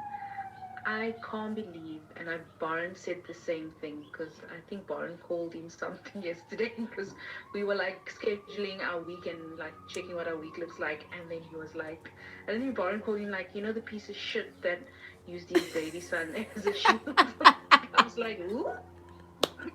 Oh my god, Like, that's hilarious. everybody's like, my manager has a name for him. 100%.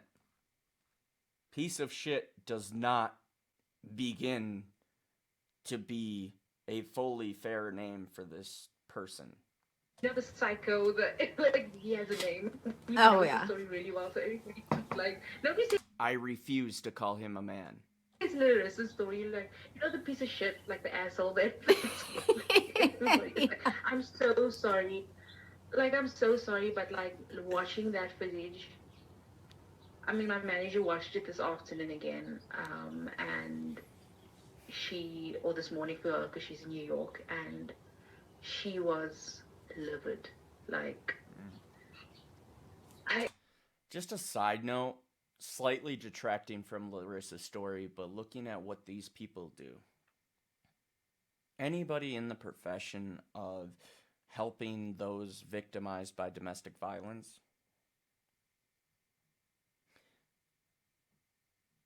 they truly, I mean, I have a lot of respect for the people that give voices to the voiceless. I have a lot of respect for for people who try to end domestic violence. And I'll say that's a lack of a better term because I don't I'm a realist. I'm not trying to be pessimistic about this, but I don't believe you're going to end domestic violence. But we can try. We can solve situations. We can stop situations from happening. We can address and punish the situations and the offenders that are already ongoing.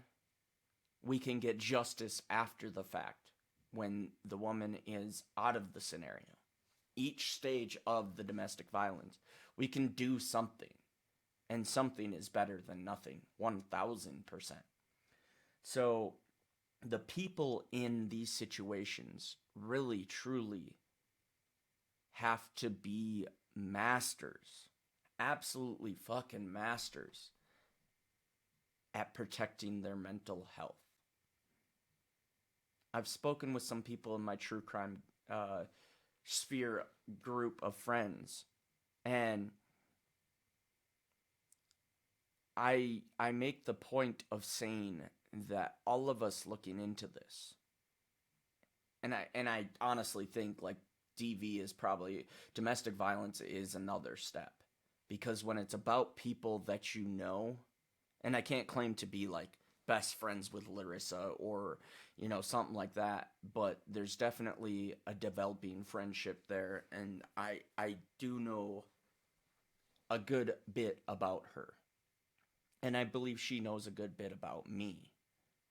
But it hits closer to home, you know what I mean? But you really have to protect your mental health when looking at domestic violence. You really do. Because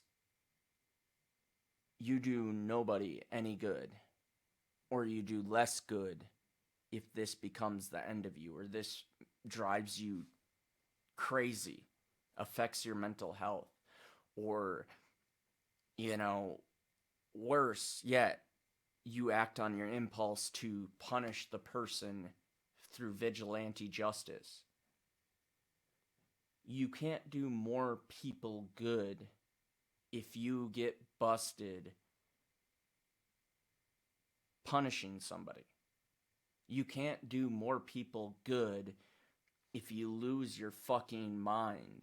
You lose your mental health to doing this kind of work. So I give an awful lot of fucking credit to these people. But on a side note, the one thing that makes me smile, because I truly believe in karma, is when these people get locked up and they go to prison, assuming the justice system works, which in this case it didn't. But when these people get locked up and they go to prison, child molesters, women beaters, rapists, these are the kinds of things. Those hit a certain moral nerve with those that are in prison. And fortunately, there are good people, or that might be the wrong term. There are people that uphold that code in prison, if y'all get what I'm saying. And I'm at least thankful for that, because karma's a bitch. That's one of the hardest footage I had to, like, what, you can't be a human being and do that. Like, Yeah. because that was a fight or flight situation. That was a survival situation. And normally in those situations, you kind of look at a person's true instincts. You know what I mean? Like, for instance, we did a story a couple of weeks ago of a mother that basically was engulfed in flames but still carried her children out of a burning building.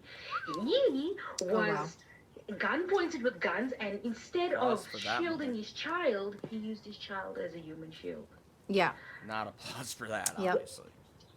It's unbelievable. I didn't know that actually until a year later when I watched the footage. I did not know that he had used my son as a shield. I hadn't found out until I requested the body cam footage and actually watched it, and I just couldn't believe that he did that. You know, people say this, women say things like that, oh, he used my son as a human shield, and sometimes people think, oh, she's being dramatic. But you say it, and then the footage plays, and you're just like, what? And Yeah. You know, this is slightly me going on my own thoughts here, just inspired by what they're talking about here. But back to the body cam footage, if y'all seen it, what I don't understand. So, he got lesser punishment because she didn't testify. I understand that. But the body cam footage alone, like, the cops seen what happened. The cops know what happened.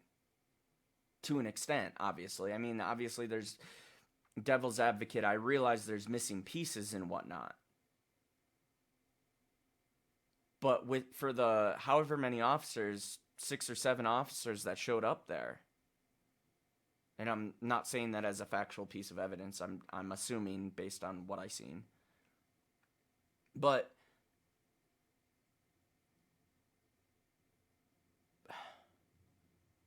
how could their testimony not provide enough evidence for more punishment? you see it, and your mind is blown, and you're like, people do this? People act this way? Sorry, I'm gonna lose it. Like, let's get back to the interview. So, basically, what I want to know is, tell us. Okay, your son looked really like he was big but tiny still, in that video. So he looks about 2-3 years old in that video. And I want to know, during that time, what went on around him? Like, was occurrences like that normal around him? What did he abuse you in front of your son? Tell us about incidents that happened throughout, before that specific pinnacle incident. And also, what I want to know is, you spoke about, tell us about the incident also when you had a collapsed lung as well. Okay, yeah, I'm going to speak on that because that was in front of my son as well. Whoa. Jesus. So, my son has actually witnessed... I say whoa because I don't think I knew she had a collapsed lung. I don't think that's come up in conversation yet. a ton of stuff. He has witnessed my ribs be broken, for instance. There was an occasion where we had just moved to Utah, and he had moved to Utah with me because I had moved there previously. Oh, I also want to clarify, if y'all are watching from my channel, Larissa's story, and you haven't tuned into her channel or seen anything from her otherwise, other than the fact that you should obviously sub to her. I wasn't 100% clear on this when I seen the body cam footage. And what I will say is the body cam footage that I went over in the last video that I did on her experience, that is, I believe, in Salt Lake, but definitely in Utah. So I am aware of that piece of detail that wasn't covered prior. Sorry for the hiccups there. And he just did not like the thought of me being away, and he ended up showing up there. So it was kind of like, oh my gosh, he's here again. And we had just moved in. We were 3.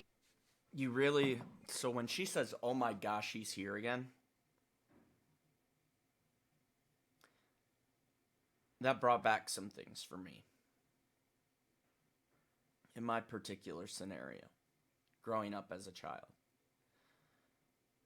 Mine was a vice versa. Mine was female on male because my dad really did not believe in laying hands on a woman. So I'm going to sidetrack to my experience a little bit here. But, and I look away when I think about this because I'm visualizing, but in that scenario, I think about, oh my God, he's here again. And in my case, oh my God, she's here. The fear that runs through you, that statement expresses, no one can understand unless they've experienced it. Like, literally, I had a mini, you know, that sinking, like, that alertness immediately that hits you, that pit in your stomach, that almost like falling off a cliff or being afraid that you're gonna fall. That feeling before you skydive, if you're afraid of skydiving. Like, you know what I mean?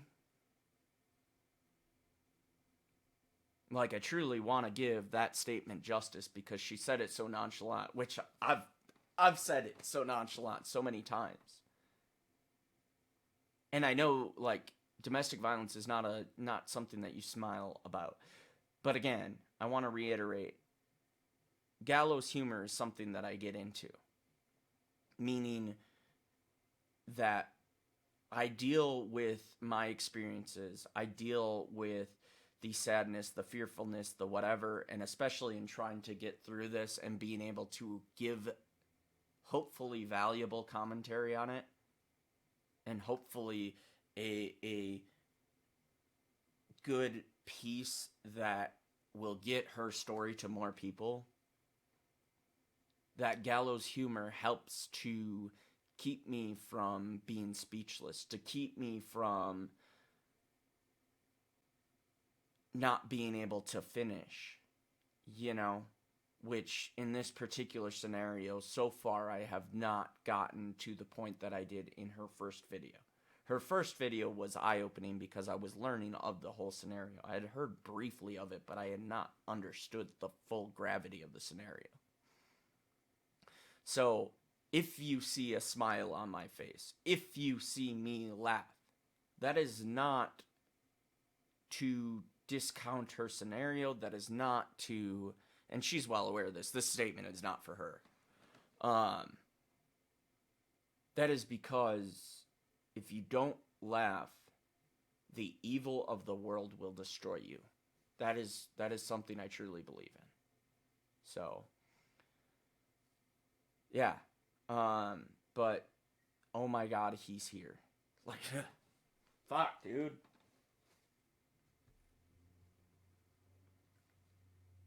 Just stating that again gave me the little chills because I got the pit in my stomach.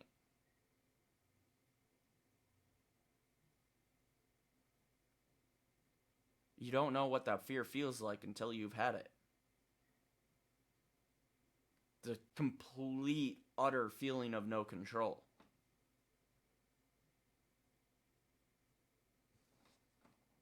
3 days into being there together, I was sleeping on the floor and he was sleeping in the bed because we were just having really bad relationship issues. And I was just at this point where I was tired of it. I was starting to get extremely Hang on. tired. Whoa. I went to get coffee at the wrong fucking time. Let's replay about 30 seconds here. Ended up showing up there, so it was kind of like, oh my gosh, he's here again. And we had just moved in. We were 3 days into being there together. I was sleeping on the floor and he was sleeping in the bed because we were just having really bad relationship issues. This is one of them skirt moments. And we had just moved in. We were 3 days into being there together. I was sleeping on the floor and he was sleeping in the bed because we were just having really bad relationship issues. What in the actual fuck? Please, dear God, tell me that's a red flag for everybody watching this fucking video.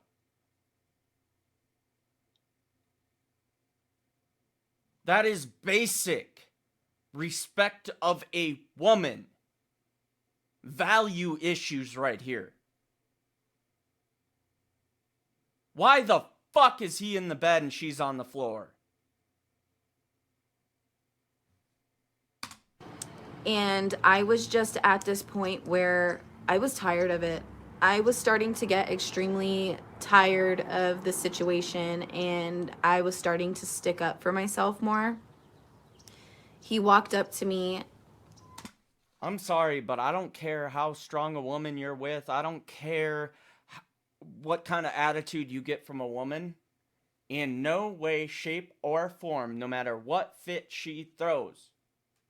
And I'm trying to, because I know some people are going to be, well, maybe she wouldn't let him sleep on the floor. Maybe she played stubborn.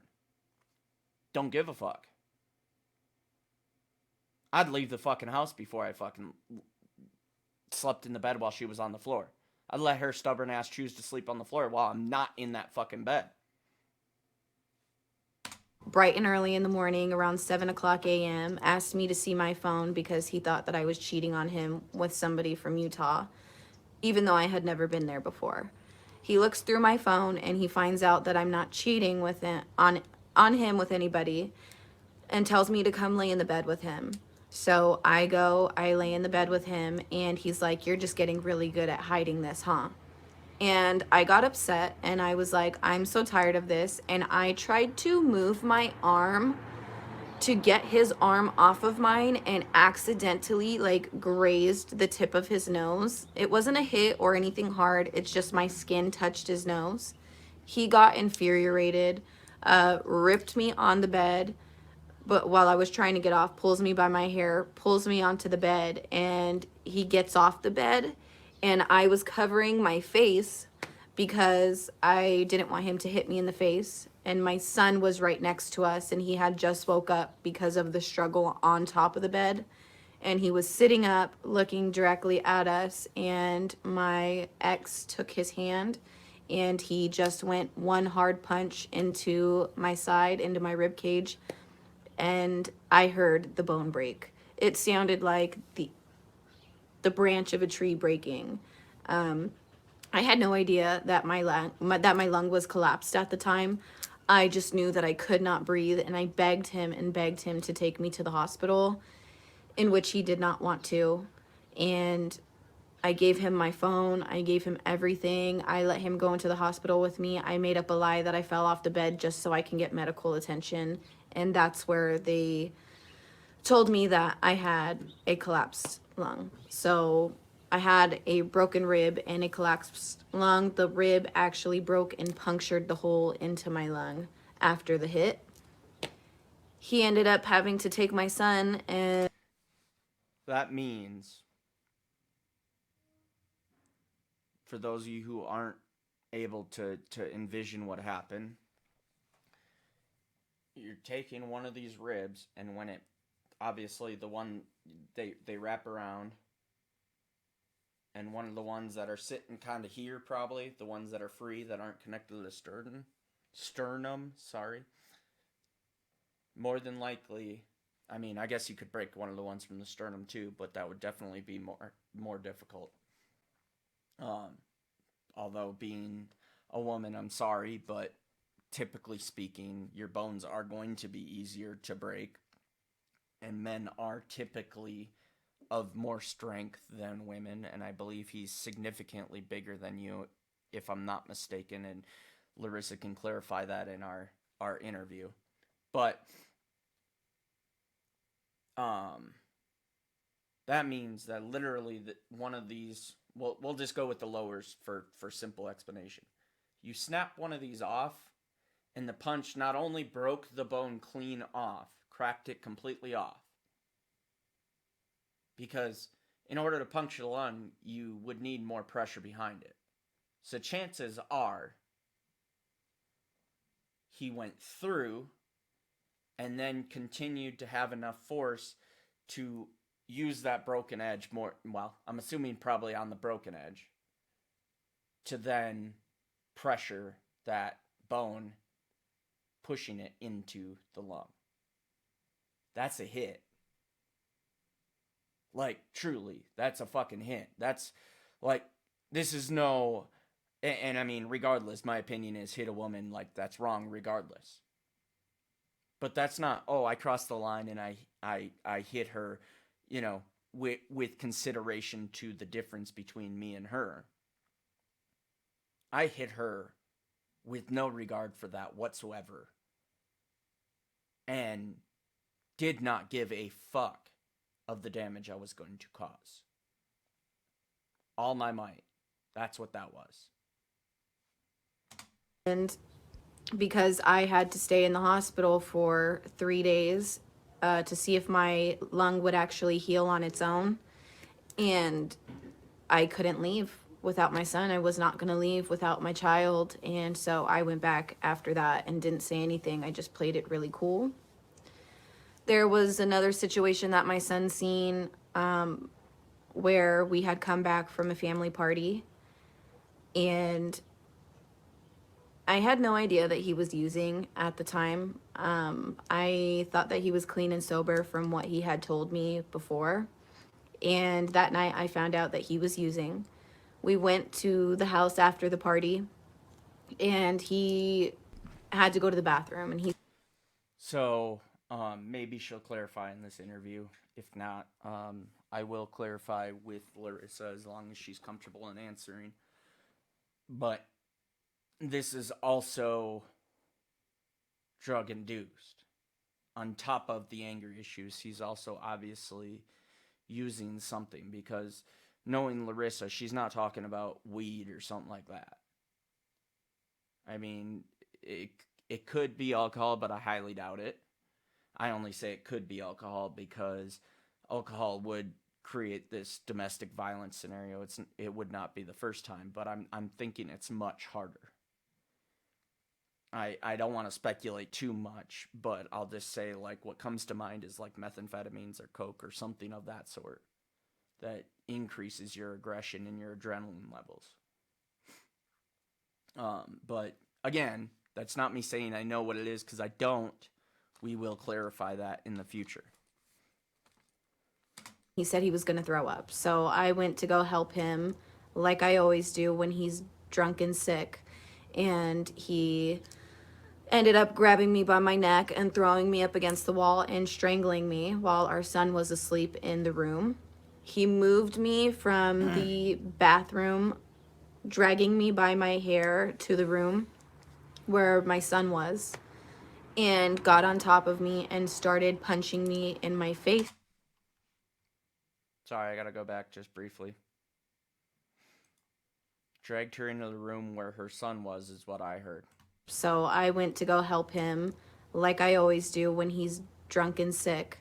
And he ended up grabbing me by my neck and throwing me up against the wall and strangling me while our son was asleep in the room.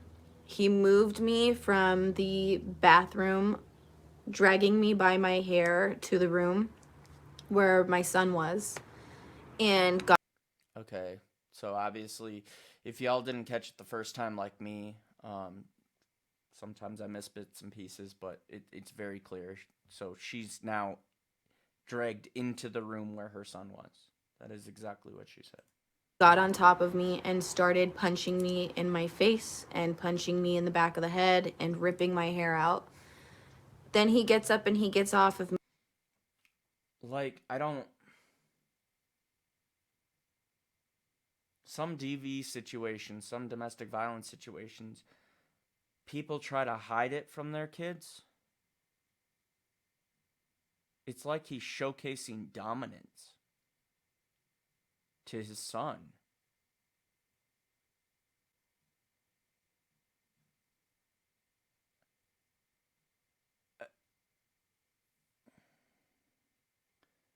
What man not only doesn't teach his son never to hit a woman, but then enforces the idea of showcasing dominance. Because that's what I'm seeing here.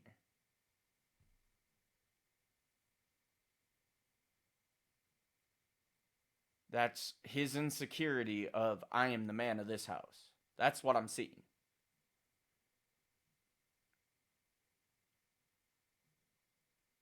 He's no man at all. Me after I'm screaming and struggling. My son is watching. He backs up, takes a couple steps back, and runs forward and punts my face like it was a football. And what in the actual fuck, dude?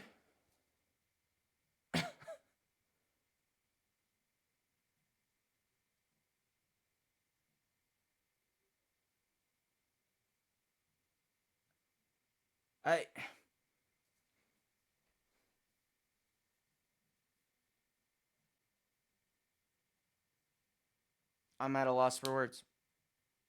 I have nothing.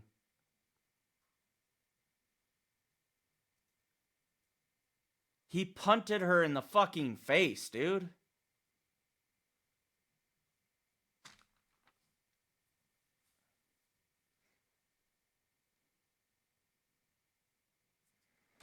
I instantly screamed. I was pouring blood from my mouth. I was holding it in my hands. I was like, please, I was begging, please, please stop. Like, my son was crying, and he went to my son and he looked at him in the face and he said, you want some of this too? And I said, do not hurt my baby. You can hurt me. And I tried to do everything to protect my son. So I ran up the stairs, and of course I knew he was going to chase me because he didn't want me to get out and leave. And I distracted him away from my son, and the beating continued up the stairs until I was going to hop out the window. He ended up running out the door. I ended up locking the door and closing the window, and the police showed up not too long after that. Thank you so much.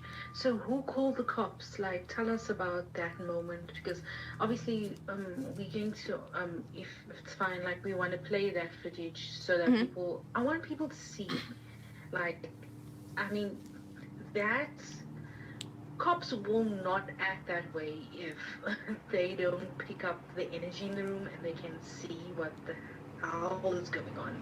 So, because when I saw that, I knew this guy, there's more to this guy. There must be something, because they're probably seeing something that I'm not seeing on the footage. You know what I mean? Yeah. So,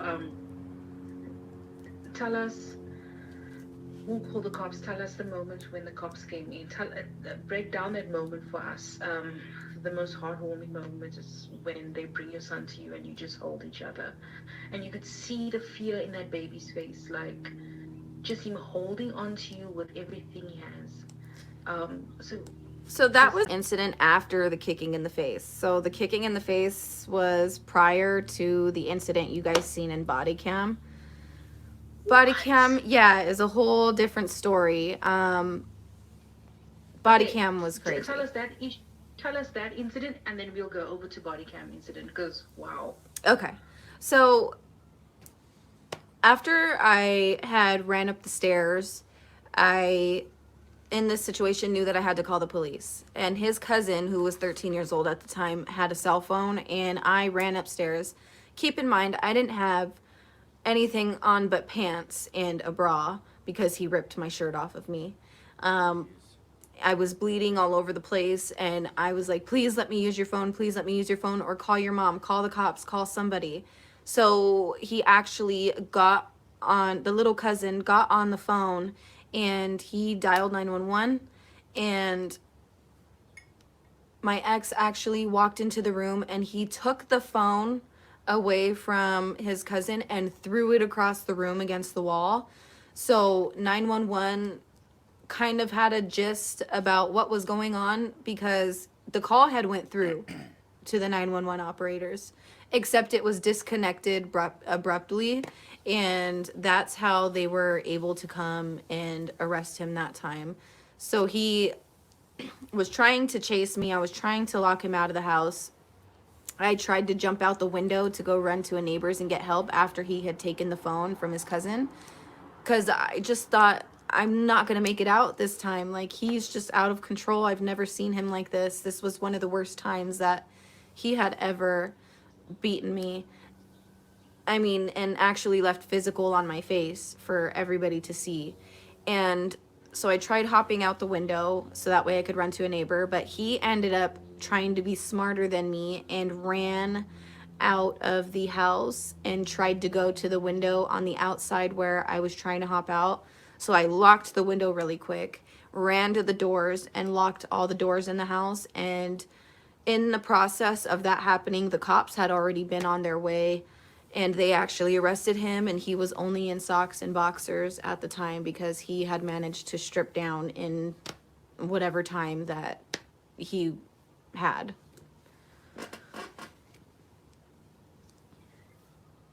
And first of all, why is he stripping? They need what? They need to. Logic clearly did not play a role here. Like, I don't know if he thought stripping down would mean the cops wouldn't arrest him or something, or what the fuck. There's something wrong with this guy. Like this con, like this is probably the worst I've ever. Do you know, if you weren't you and you didn't have your mom and you didn't have the notion in your mind of, that strength still to feel like, you know what, I'm not gonna stay in this. Like, you kind of knew you're not gonna stay in this, and you were one of those, the softer girls that would stay and be basically brainwashed. Yeah. You could be dead. Brainwashed or like Stockholm syndrome. You know, almost this kind of weird dynamic where you fall for your captor. And I mean, unfortunately, in domestic violence scenarios, it's almost something like that. You know, it's the afraid of, this domestic violence isn't great. You're terrified by the violence, but a part of you is more terrified of what exists without it, or what exists without this person. Like, he has a capability of killing someone, because everything you've told me, he has no rationality to anything he does. Like, he just basically just does shit. Like, I don't even know what to say after that. Yeah. Sorry, Barn just sent me a message. He wants me to ask you a question. Oh, yes, you spoke about his drug use. Yes. Tell us about, when did that start, and do you feel like, did you see a change? Like, did you know him before his drug use, and was he abusing you before that, and after his drug use, or did it escalate? So, with my ex's drug use, I actually didn't know about it for several years of the relationship. In California, he was not on drugs to my knowledge, but he was still being abusive towards me.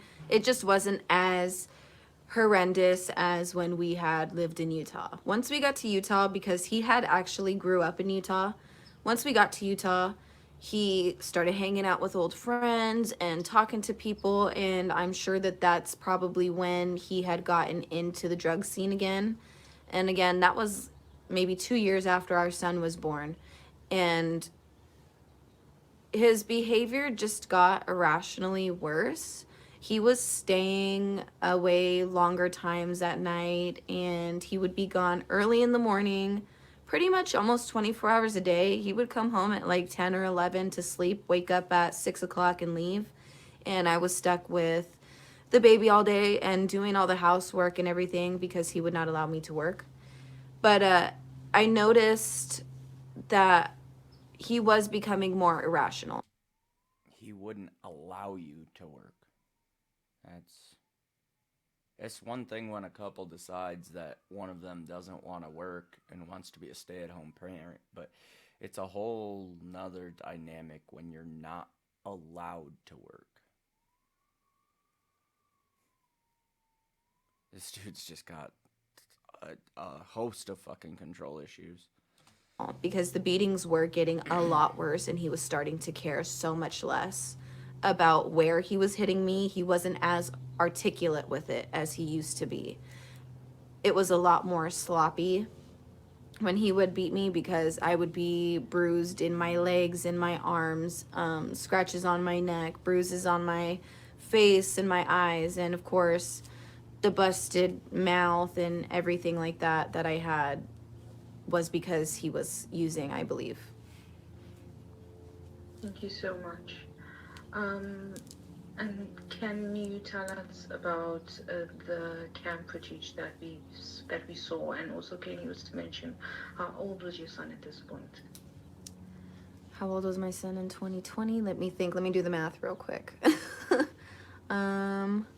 2017, so 2016. Or no. 2018, 19, 20. So he was about 3 or 4 years old. Okay. So what led up to the body cam footage was we had actually taken my son, who was at the time about 3 or 4 years old, to a birthday party of his friends. He ended up getting extremely drunk, extremely belligerent, and I was already at my ending point with everything. I just would rather have been roommates, and he told me that he was going to sign the lease to the apartment over to me and made me all these false promises that he was going to move out and I was going to have the place to myself finally. And he ended up wanting to take my son out to this party. Well, I was not letting my son be alone with his father at the time, so I ended up going with him to take my son and get him out of the house. I can completely understand how you wouldn't let your son to be alone with him. I mean, and obviously you were just backed up more by the fact that he used your son as a human shield. Now, one of the things, a slight sidetrack, and this is more to address things with my channel, but so you may have caught me mention that I haven't drank in over 6 months. I'm not even actually sure of the timeline now. We might be at 7, but I grew up in a state where drinking was fairly common, where it was part of the culture. So where I'm going with this is, in her instance, her son's father sounds like he's one of the ones that drinks and gets more violent. And in discussing with other people, I've come to recognize the term empath, which I wasn't 100% sure of what that meant. But obviously it means that you possess empathy. You're able to feel what other people feel, and you probably feel it more deeply than the average person. Now, when I drink, one of the things that I don't necessarily like is I get in touch with my emotions more. You know, it lets your guard down. It all that, those inhibitions, it lets all that shit go. So I drink more. I feel more for people. You know, at a certain point, you're like Gabriel Iglesias says, you're the I love you guy. Now you look at this person, as I've referred to him as, and he drinks and gets more violent, is my understanding. Now, what this sidetrack is on is more on types of people and maybe types of drinkers, or how alcohol affects different people. And this is where it's more towards my channel, is I almost want to look into or research at some capacity how alcohol affects people, to the extent of why some people, doesn't matter how much they drink, they feel more for other people. and why some people have extreme violence towards people when they drink. And an added interest is I've heard some people mention that depending on the liquor or the type of alcohol that they drink, it makes them do different things. Now, I can understand feeling more bloated with beer or something like that, but talking about the mental effect, the emotional effect, I'm curious as to why some people get more violent. Even the people that don't seem like violent people.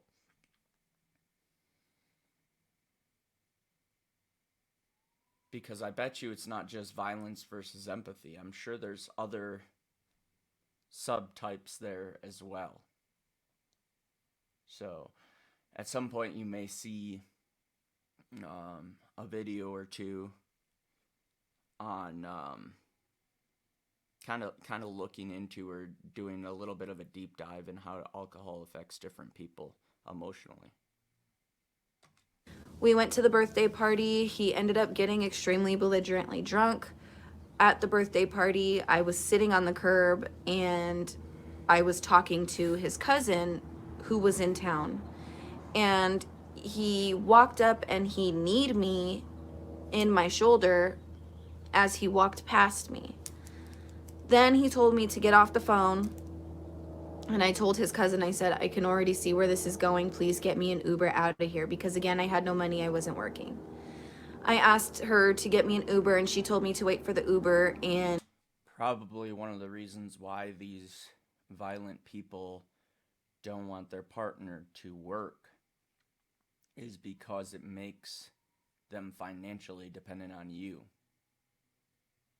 You know, I as a traditional guy, when I say traditional, there's certain traditional values that I have that I feel are somewhat at a loss in today's world, or somewhat disappearing in today's world.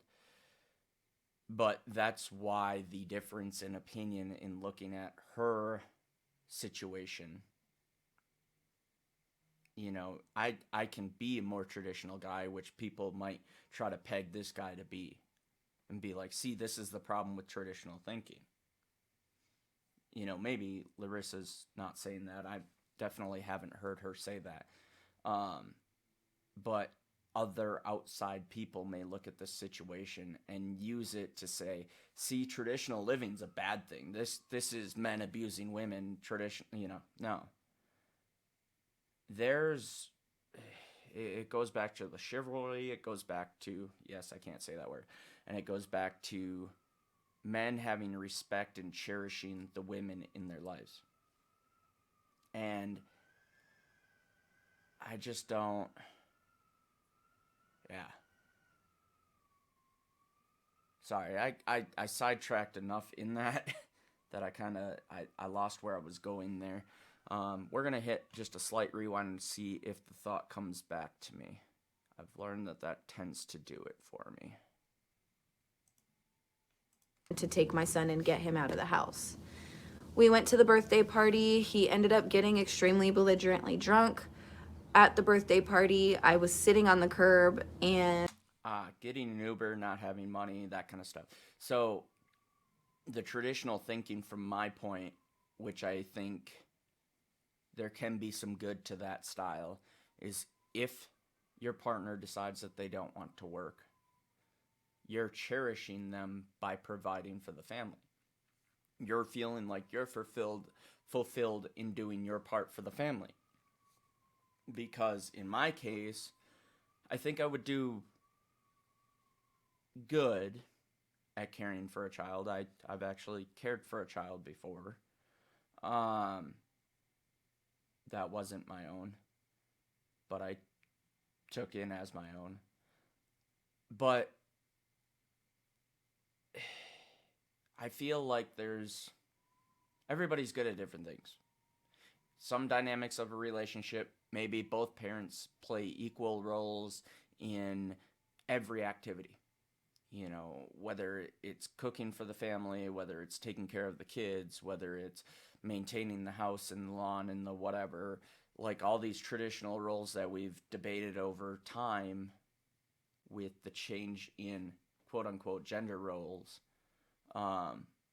it's not, even though my traditional beliefs kind of go towards the traditional gender roles, it's not that it's because I say, oh, they're better at this. It's because in my head, what I feel I'm good at, I'm decent at cooking, so I'd probably share the responsibility of cooking, because, you know, I think that's probably an equal trait. I think everybody should really have that trait anyway.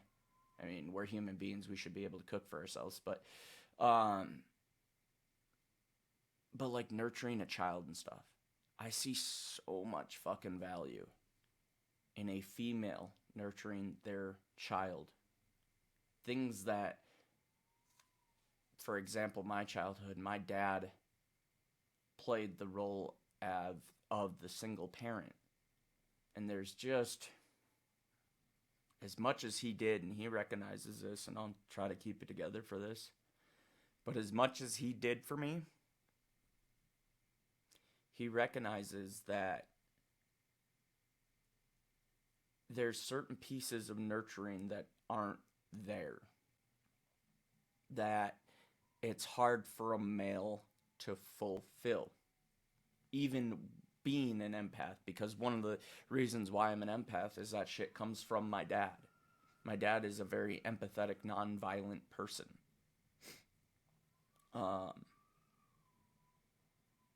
But there's that hole. So when I look at relationships, it's a lot of the bits and pieces that I may have been missing growing up.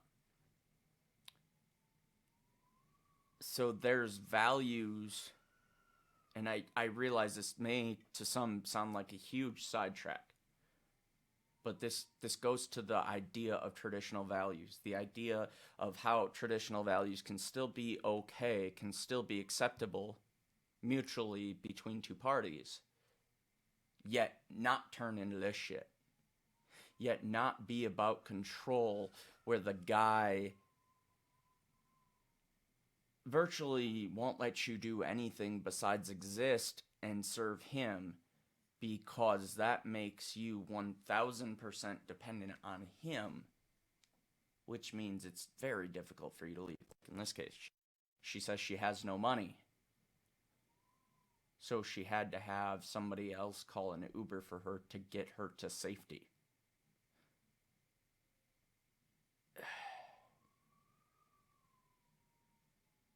You can't even call this shit traditional. You can't even call his values. He has no value system.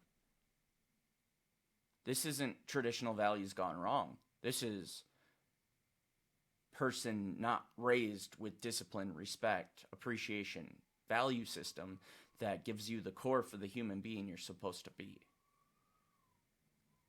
And supposed to be,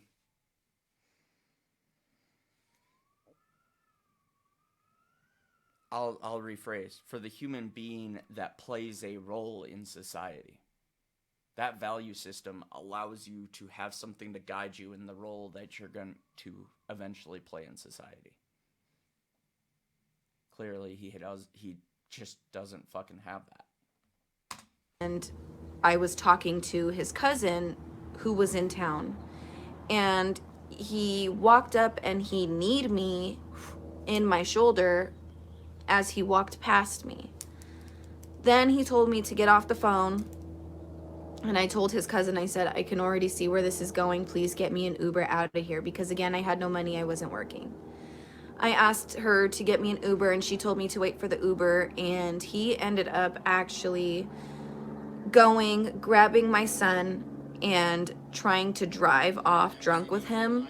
And luckily, his friends stopped him and offered to give him a ride. Well, they ended up trying to take my son, so there was no time for me to wait for an Uber to come. I hopped in the vehicle with my son because multiple people were rushing us in, and we ended up back at the apartment. So once we got back to the apartment, I was on my phone in this little tiny room that there was in the apartment, and I was texting his cousin, like, can you get me the Uber now, because this is not going to be good, please. I already knew the whole situation. what was going to happen in my head because of the fact that he was drunk and probably using at that party.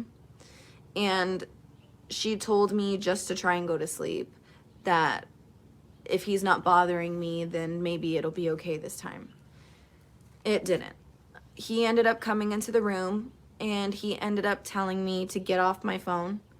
I refused to get off my phone and I said, excuse me, like, I'm trying to go to the room. I want to go lay down now. As polite as possible. Because again, I was stepping on eggshells, already knew what was going to go down. And as I'm walking out, he grabs his torch and he tries to burn me with the torch. And I believe he did actually burn me just a little tiny bit with the torch. But I was like, what the heck, you burned me. And I pushed the torch away and it ended up falling on the floor and burning the floor. He freaked out because I pushed the torch away and he ended up swinging me around. I hit the back of my head on a metal pole and I thought I was like in a daze, honestly. I was like, what the heck just happened? I get up with my phone and I run down the stairs and I try to hide in the closet as I'm calling 911. He's right behind me, running down the stairs into the closet, takes my phone, throws it across the room, and the 911 call ends abruptly again. I end up trying to run for the front door, so back out of the room, up through the stairs, through the hallway, passing the kitchen to the living room to get to the front door because we were in the very back of the house. And he caught me in the hallway. And I turned around and I said, please, please, like, let me go. And I started screaming because he had hold of me. And I was like, please, somebody help me. Please, somebody help me. And he ended up like being like, shut the fuck up, and pushed me. And when he pushed me, his hand like hit me in the face and busted my nose open. So I started bleeding from my nose. I had fell to the floor and I was looking at all the blood that was coming out, and it freaked me out in the moment because I didn't know if my nose was broken or not, and I started screaming 10 times more. He ended up getting on top of me and telling me to shut up again and put his hand over my mouth and began suffocating me. As he was suffocating me, I started flailing my arms, and the blood that was in my hand actually got on our wall. He picked up my son's dirty t-shirt from the little pile in the corner, wipes the wall, and then puts it over my face so he could stop me from screaming and keep me quiet. I was fading in and out. He would take the shirt off and I would scream like with everything that I had in me until he would put the shirt back on. I was kicking, and I hate to say that it's like you see in the movies when you're losing your breath and you're really getting suffocated. It's like that in real life. It is really like that in real life. It is, you're kicking and you're fighting for your life and you can feel yourself just fading out, but you know that you have a child in the next room that is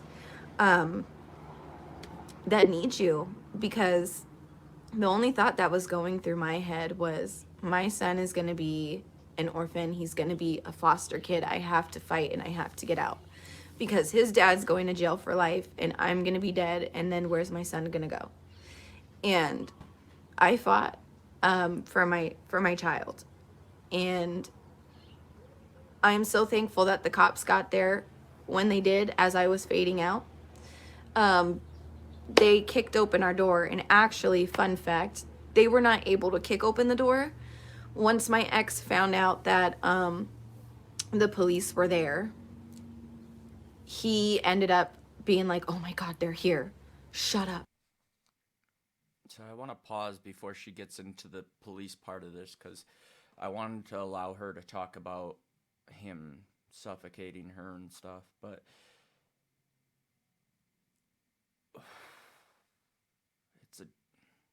it's a difficult thing to have thoughts on. I was very silent through the body cam footage, besides yelling at the cops on that part.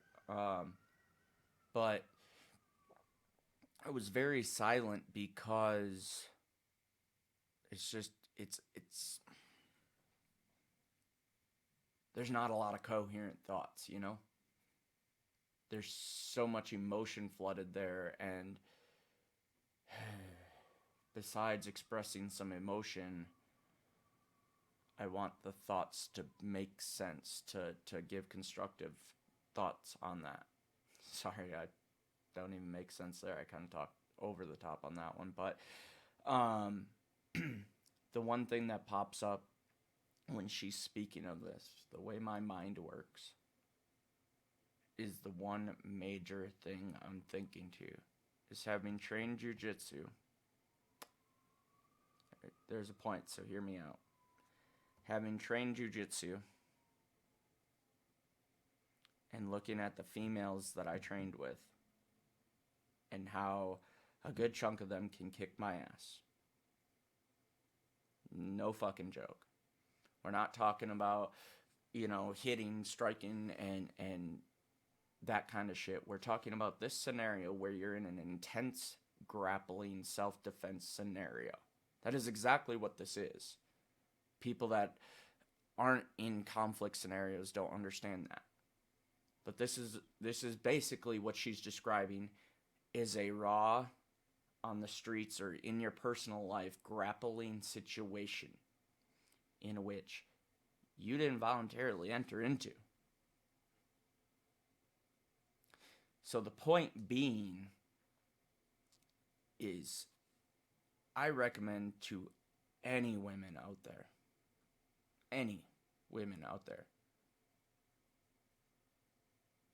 to train jujitsu. And my recommendation, if you don't follow it as a full-on lifestyle, which is fine, it's not necessarily something everybody wants to train all the time. At a bare minimum, train yourself, or well, you're not going to train yourself. Go to training until you get to a blue belt level, which basically means you have an idea of what's going on. You have an idea of the martial art of jiu-jitsu. The reason being, you get in this scenario where her son's father is clearly an angry person. And you feel helpless as he suffocates you. Anybody who is in this scenario, any person being victimized in this case. You're being suffocated over the mouth, over the neck, whichever. I mean, you can suffocate somebody by covering the mouth, but usually people go through the neck because even in inexperienced world, that's usually natural instinct is to go for the neck if you're trying to choke somebody. Everybody does it, When you get into training and you get into martial arts and shit like that, you look at things a little different sometimes. So the point is, and again, I realize a little bit of gallows humor coming through here. I'm kind of getting smiley, but I'm also talking about martial arts, which is something that I love.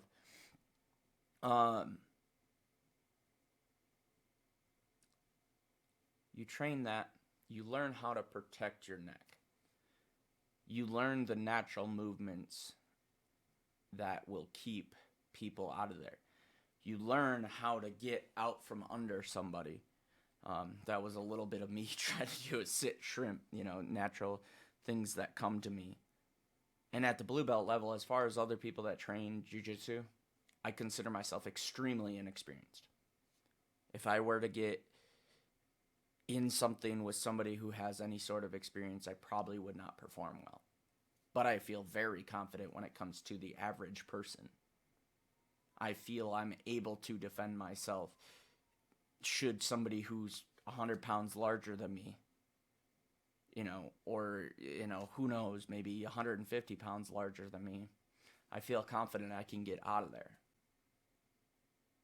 And that's the kind of stuff that this teaches you.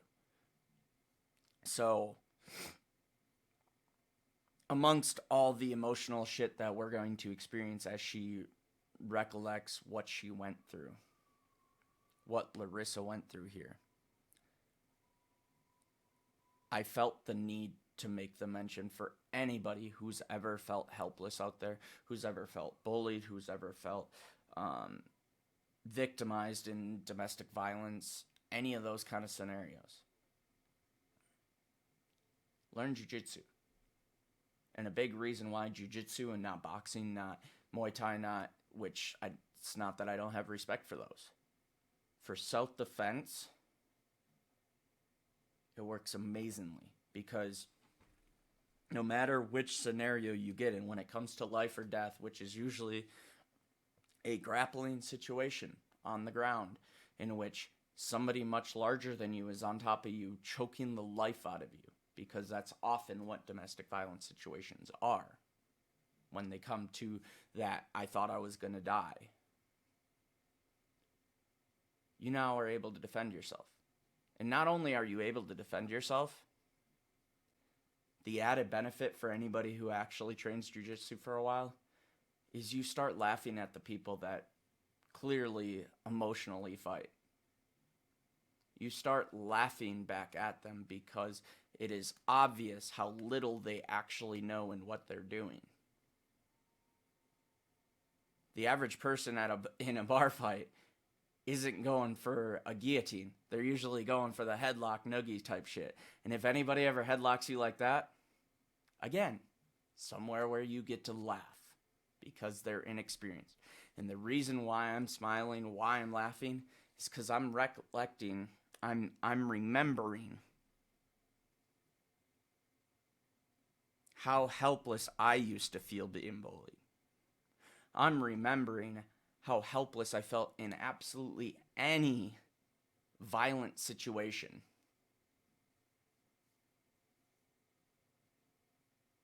And as far as hand-to-hand goes, jiu-jitsu made me feel more confident. Jiu-jitsu can make every single person watching this video that feels helpless in these types of scenarios realize that that feeling she's talking about, the world going out, now you know how to calm your mind in that scenario. Because you get choked to an extent fairly frequently in martial arts.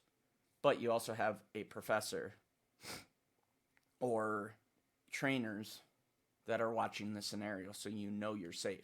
So you're able to experience those things so you can calm your mind if you're ever in a real gritty scenario where you might fucking die. You find calmness in the violence because you know what to do next. So, before I digress any further into the martial arts world, I just really want to jump back into this and leave it at the last thought. Anybody who feels helpless, look for a good jiu-jitsu gym. If you're really serious about that, throw it down below in the comments. Hell, I'll even drop my email, wiscomadman@gmail.com. You can send me an email, and I can discuss further with you. I'm no expert, but I do know how to find you good gyms in your area, if you're in the United States, that is. Okay? So, that's what I'm going to leave it at. Gets up, runs to the room. I get up with the little energy, little strength that I have, and I stumble through the kitchen to the door, and I have to unlock the door for the police because I can hear them trying to kick it in on the other end. And they came in. I was actually going back to go get my son from the room because there was no way. I did not know what was going on in there. I opened the door for the police and I said, I'm going to go get my son. And they actually pulled me out of the house and did not let me go. They went to go retrieve my son. And yes, he ran into the room and he grabbed my son who was sleeping the whole time. And there was guns drawn in his face. And he used our son as a human shield. And thankfully, in those times in 2020, cops were just shooting out of fear and things of that sort. So I'm so thankful. I want to know the way she said that. it's sad when you go through these types of scenarios and there's no surprise, there's no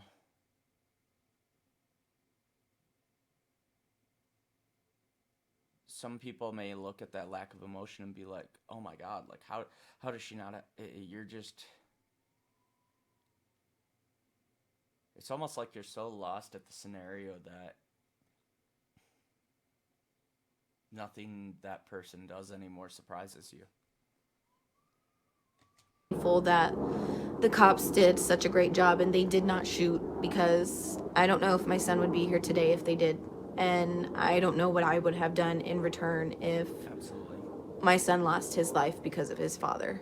Absolutely. Thank you so much for that. I do want to make a mention to the when she got pulled away by the cops and the cops wouldn't let her go get her kid, how I said I'd have lost my shit. I stand by that. But I also realize the other side of that, which is the cops have to make sure that they get any civilians out of danger. So their job is to secure her first, get her out of danger. Now they need to go get the next victim, the next person that, the kid, obviously. Her Wow. kid. And that's a good point you made. Like, because 2020 was really like that. Cops were just In case y'all missed that face right there, the way Larissa looks right now, that's what the emotion looks like. So when you're recalling shit like that, I just want to blatantly point it out for those who don't recognize. Like, she is just trying to get through this story. Which is why you talk about it from a distance in your mind. You distance yourself as you're speaking to this scenario so you can get through it. So you don't get choked up. shooting and well. So tell us Very strong what woman. happened after Very that. strong woman. Was he charged? Tell us how did things go after that?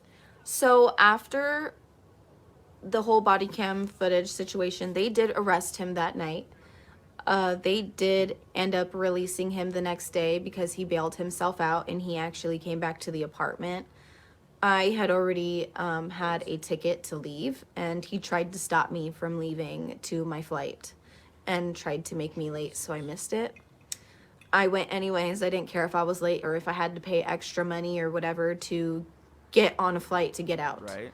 I understand that. I ended up actually letting the case close at first because I was just so afraid to testify. I was so traumatized and I was so depressed and I didn't know what to do. Like, I literally told the courts, like, I don't know what to do. And so I ended up having the case closed, and it was closed for a while because I just didn't want to irritate him any more than he already was, and I didn't want him to do any more damage than he already did. Right. And shortly after that, he ended up kidnapping my son from me, and he ended up taking him back to Utah. He moved homes with my son, and I was like, I gotta reopen this case. I gotta do everything to get custody of my child. I need to get up on my feet and stop being so depressed and stop living in my trauma, and I need to fight. And so I called my victim's advocate and I said, I want to open this case again. Please help me fight for my son. And so they opened the case again. And we, at first, were fighting two cases, one for when he kicked me in the face and the one for the suffocation. And they ended up saying, no, we have to throw out the one of him kicking you in the face because it's too old. So we kept the suffocation one. I fought for over a year for justice in that case, and he got 60 days in jail and got let out on good behavior. And that was it. He got put on probation and actually has a current girlfriend that he is abusing now. And he is actually currently sitting in a jail cell right now for abusing her. So Wow. Yeah. And I want the audience to hear what you told me before we started. So I assume, and Larissa and I can talk about this more, but I assume this is really a big reason why you've been able to make this push to be able to let your story be heard. You know, so often women are silenced when it comes to domestic violence. And, you know, it's hard to talk about this stuff when you never know if you might be coming around that corner. You know, I imagine you're even with him in jail, you're still probably afraid of any blowback that might come from this. And I say because these people should be exposed, but you really shouldn't be afraid, and that goes out to everybody. You shouldn't be afraid of the repercussions. We need to live in a world where women are able to come out against their abuser, where anybody's able to come out against their abuser. Our justice system fails us in numerous ways. But in almost every scenario that I can recollect,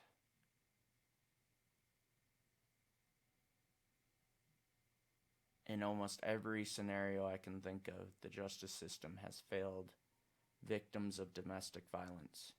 People who have gone through domestic violence. I hate that term victim. I really do. The only reason I use it is I don't know what else to call, you know? But, yeah, it's...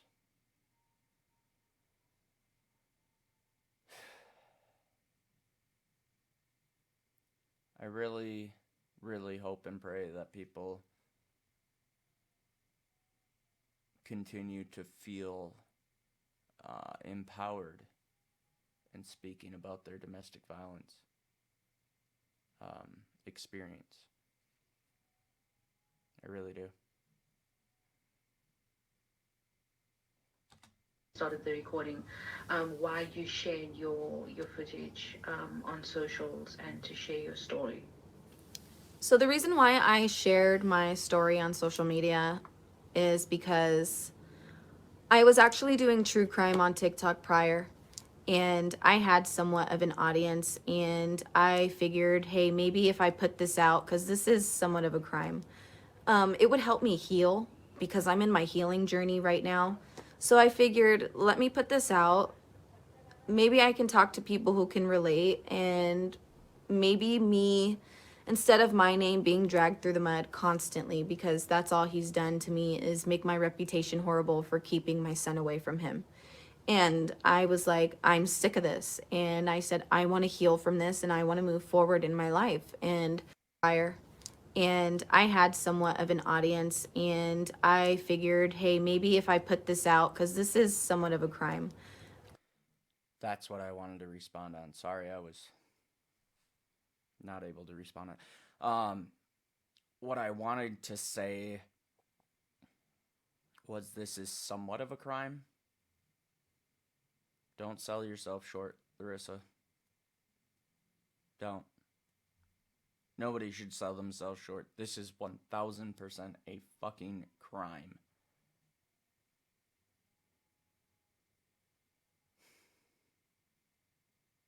It's not right. It's not right. That's why I say that the older I get, the more I see a difference between the law and the law of humans, if that makes sense. Because to an extent, I believe the law is profit-driven or revenue-driven. But, or revenue-motivated. But treating your fellow human beings with respect, not going against their natural born rights. That's more of what I follow. And regardless of the state you're in, location wise, I meant state. This is 100% a crime. Nobody should treat anybody like this.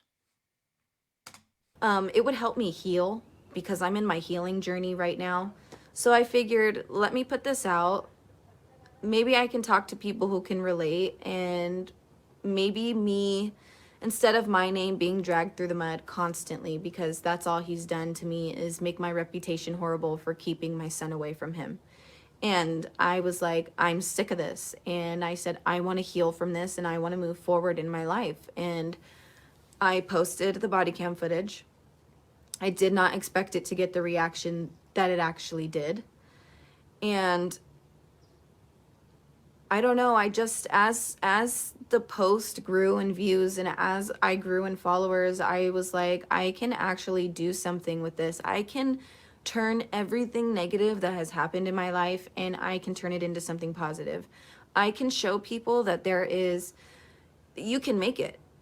You can literally go through almost dying. You can almost lose your life and you can be at that last little inch of life and you can get up and you can make something of yourself and you can be successful. You can be a good parent. Every time that people get in a scenario where she's talking about that last inch of life, a lot of the time that would be something that traumatizes people, right? At least that's how I see it. When you remember those things, it gives you nightmares, it traumatizes you. I suggest to people, if you can find on your own a way to do this, and who knows, maybe, not everybody's able to do that. It took me a lot of counseling to be able to think about my experiences in a different way. But if you can think of that moment, and instead of it torturing you and it making you feel weak and it making you feel victimized, if you can take that scenario and think of it as a motivation, a scenario in which you felt victimized, and you remember that you were strong enough to make it through that.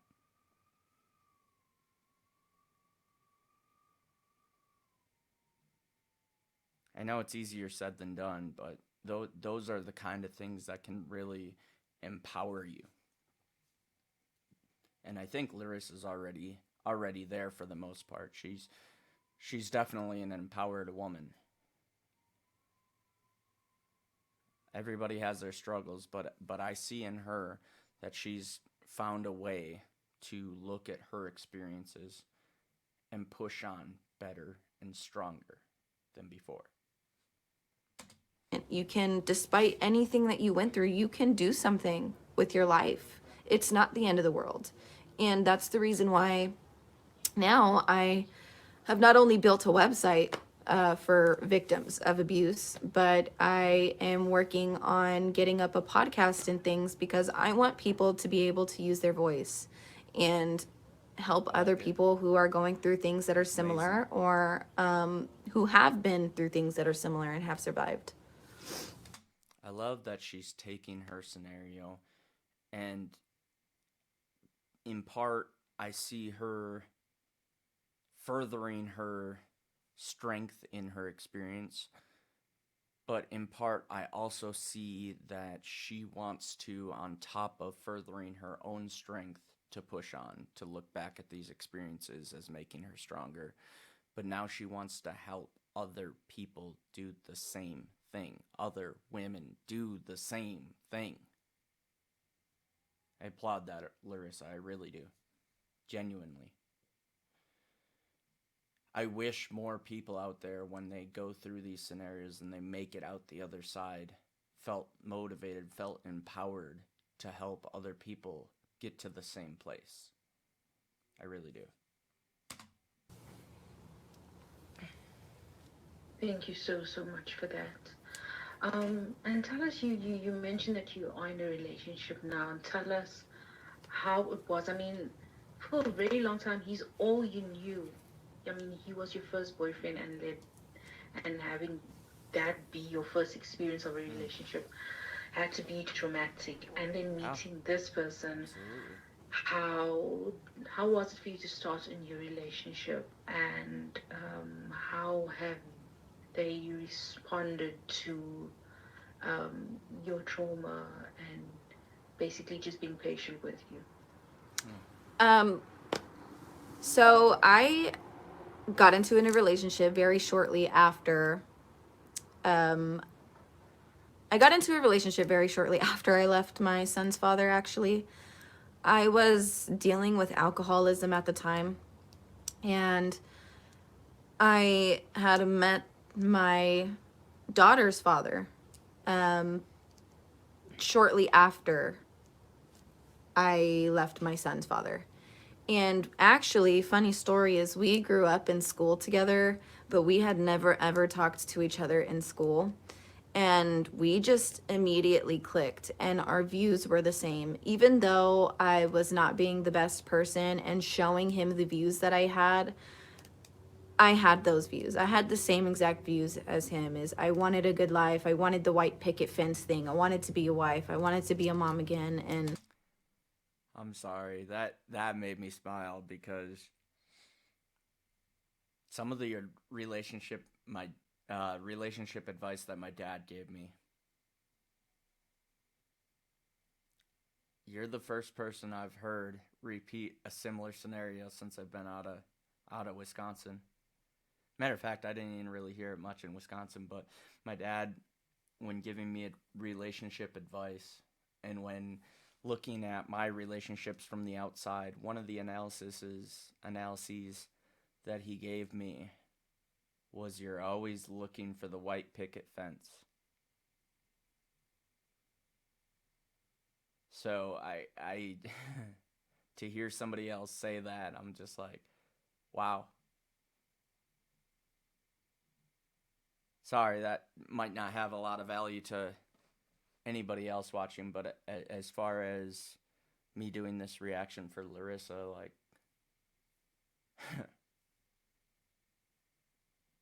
yeah, that solely goes to you, Larissa. Like the white picket fence thing, I like that.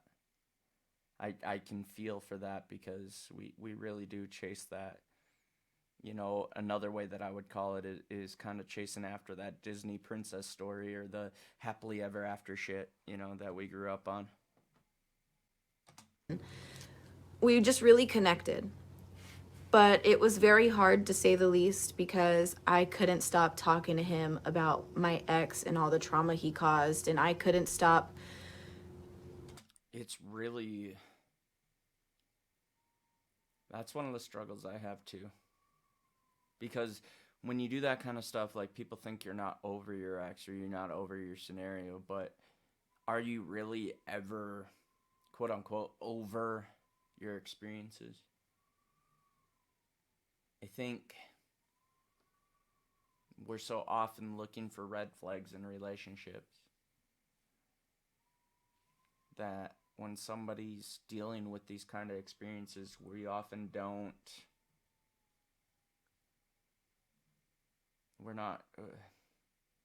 we don't recognize that it's difficult to get through that. And I think people would make it a lot further in relationships if they recognize that pretty much everybody out there is damaged in their own way. And I don't mean that as a tearing somebody down and oh, they're damaged goods. No, everybody's got their own experiences that they have to work through. So not only does it, because I can feel what she was talking about there. I can feel the talking about your ex because I've made that mistake plenty. It's not that you're stuck on them. It's that that's your experience. That's you opening up to the person you're with now.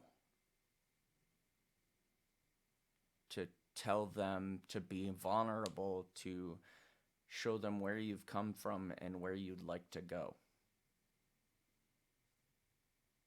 So, sure, you shouldn't compare them to your ex and stuff like that because that's damaging to your current relationship. But we should all welcome our partner's stories and experiences as a way of getting to know them, because we become the people we are from the experiences we've gone through and how we've dealt with those experiences.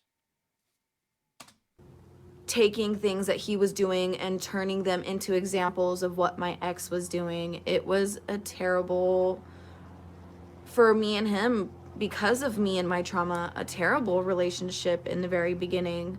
And up until maybe a year ago is when it barely started getting on the right track. And I can definitely say that we've been together for a while, but it definitely took a couple years for us to get where we're at now because of the trauma. And I just recently started my therapy and everything like that in the beginning of November.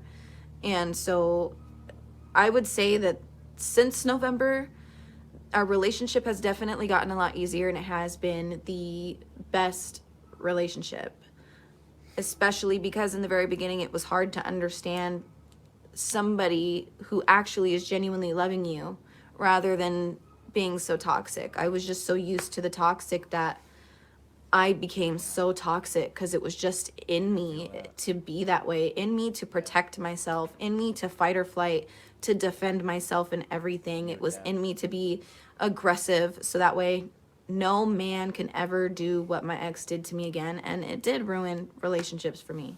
So we are in a very, very good place now, and I'm very, very blessed to have the relationship I do with him. He has taken in my son as his own, and he is just amazing, amazing with the kids. Before our daughter was even here, he was the best dad I have ever seen to my son. And for that, I'm very grateful. Yeah, she couldn't have said it better, really. I smiled a little bit there because can understand that. I really can understand.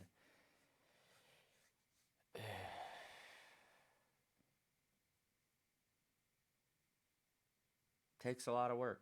You adapt to your scenarios. You become a certain way because it's what you're used to. So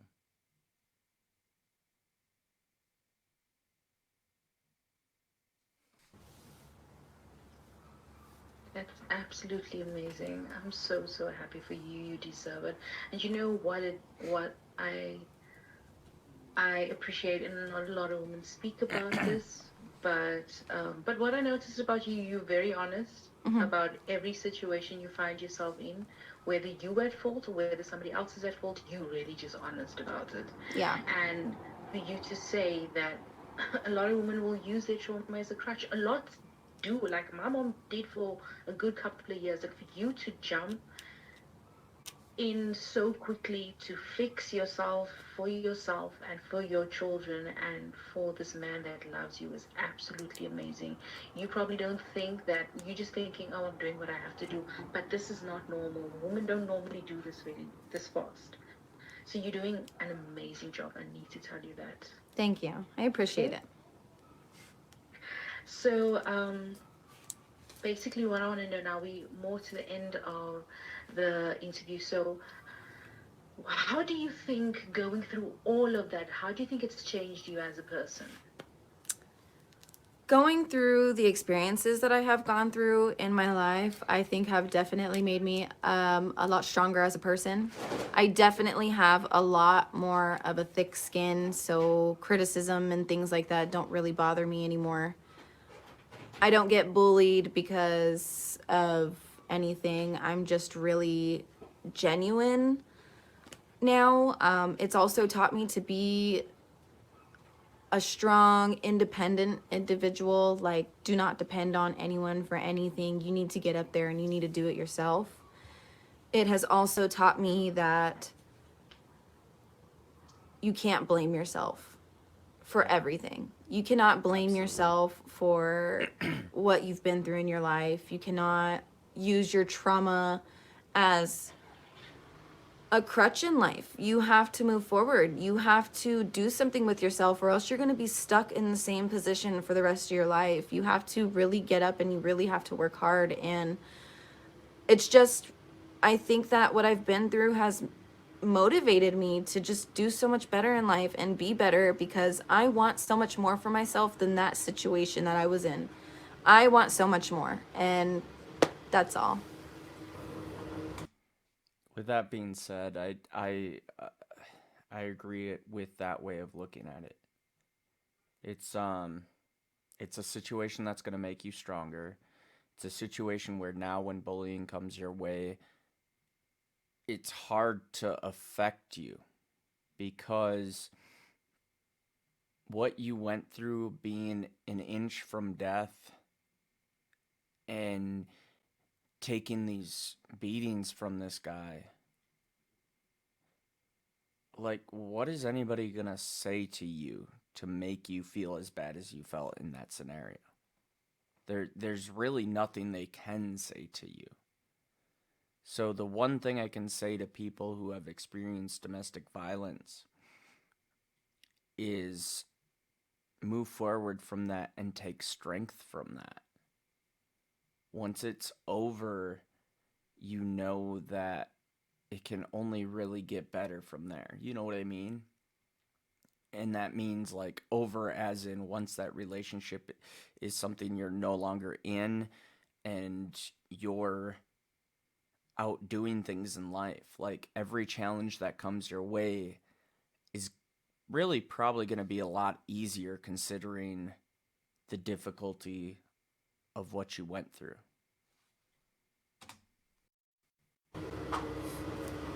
Thank you so much for that. What advice do you have for any young girl that was your age? Maybe young girl, maybe even whatever age, but especially a young girl. Because, I mean, a lot of our audience are teenagers, and we're finding more and more young girls finding themselves in situations like that. And even what advice do you have for that young man or woman that find themselves abusing their partners? So yeah, what advice do you have for both sides? The advice that I would definitely have for girls my age, like, 18, 19, 20, is do not take a relationship so serious when you're so young. Don't just hop right into something as soon as you graduate high school.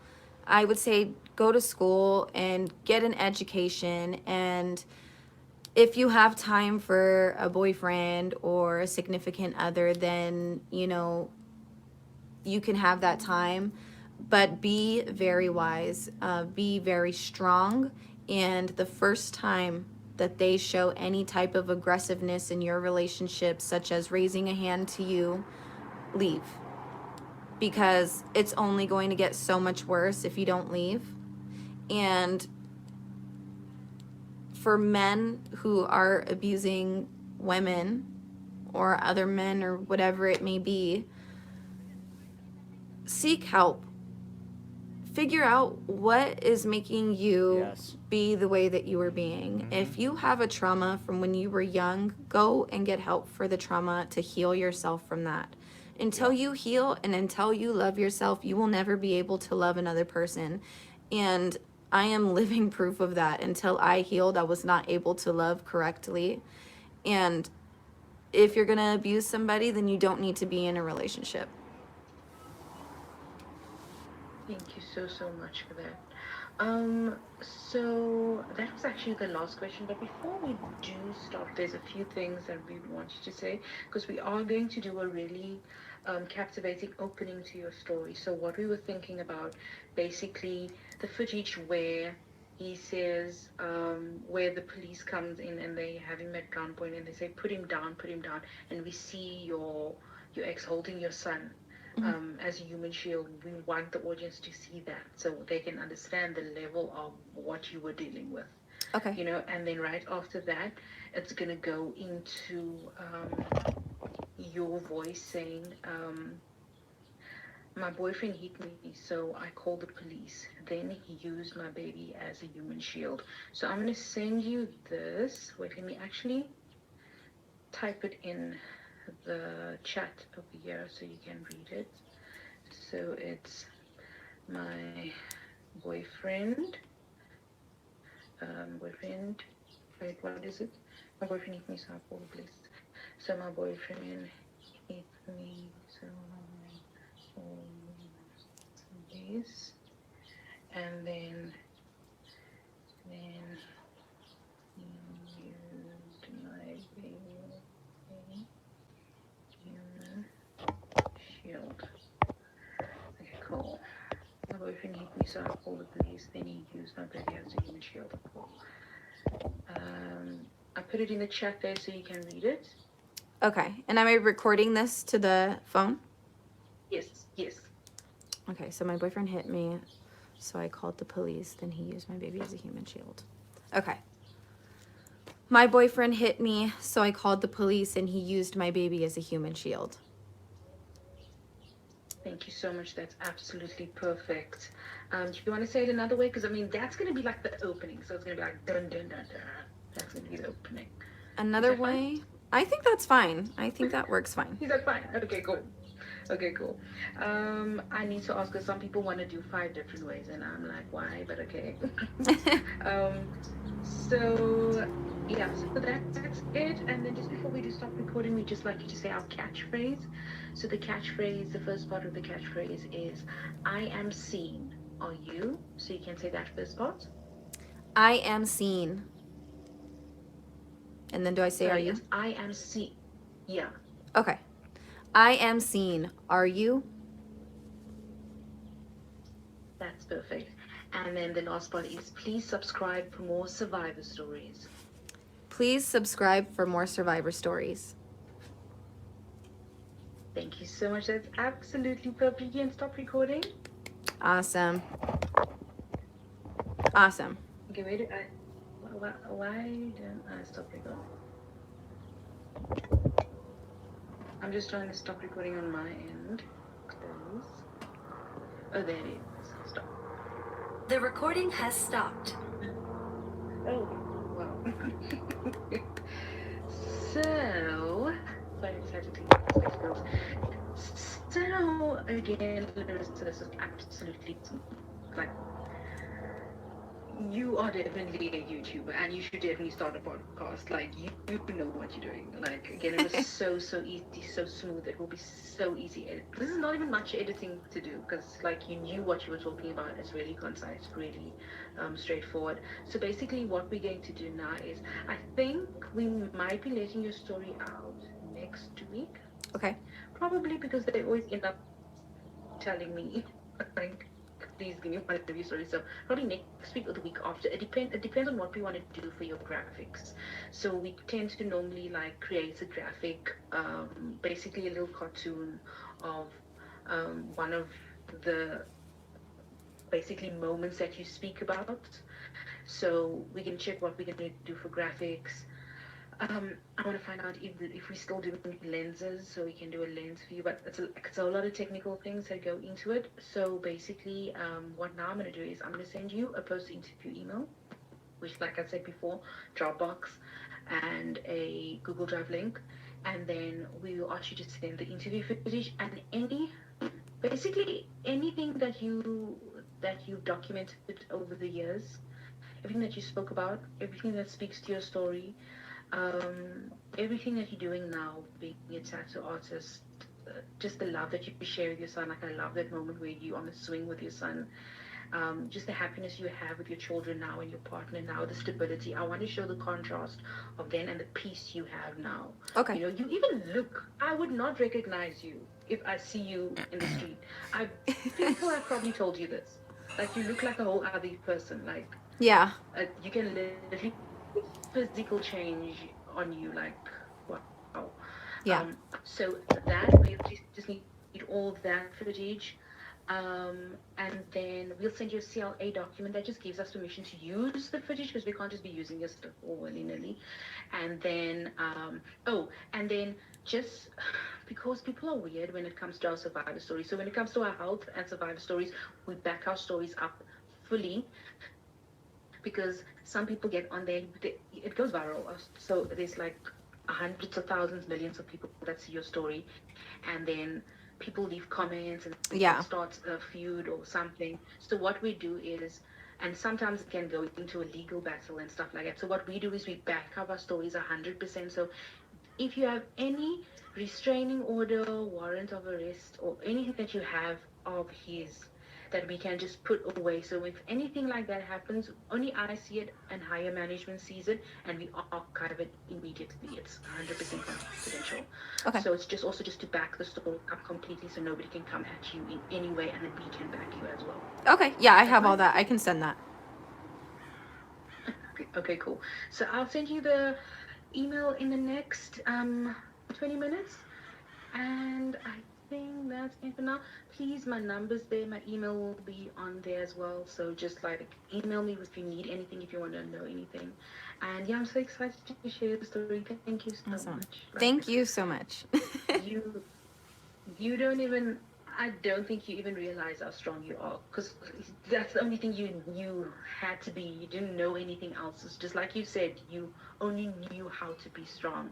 Like, I hope you know, and you're so young, and I hope you know this is your time to rest. This is your time Yeah. to feel, to be loved, and to relax. Yeah. You know, I want you to do that for yourself. You so deserve it. Awesome. But again, Thank you. thank you so much, Larissa, for your time. No You problem. are absolutely amazing and a gem. And I'll send you the email in the next 20 minutes. Is that fine? Awesome. That's perfect. Thank you so much. Okay, thank you so much. Have an amazing day. You too. Bye. Bye. Hi, Larissa. Bye.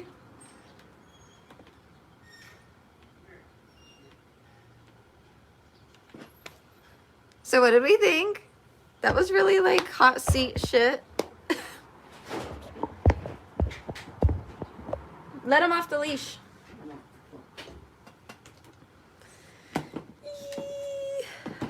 That was crazy. That was the raw uncut footage, you guys. I have to now upload it and everything like that, but yeah, everybody.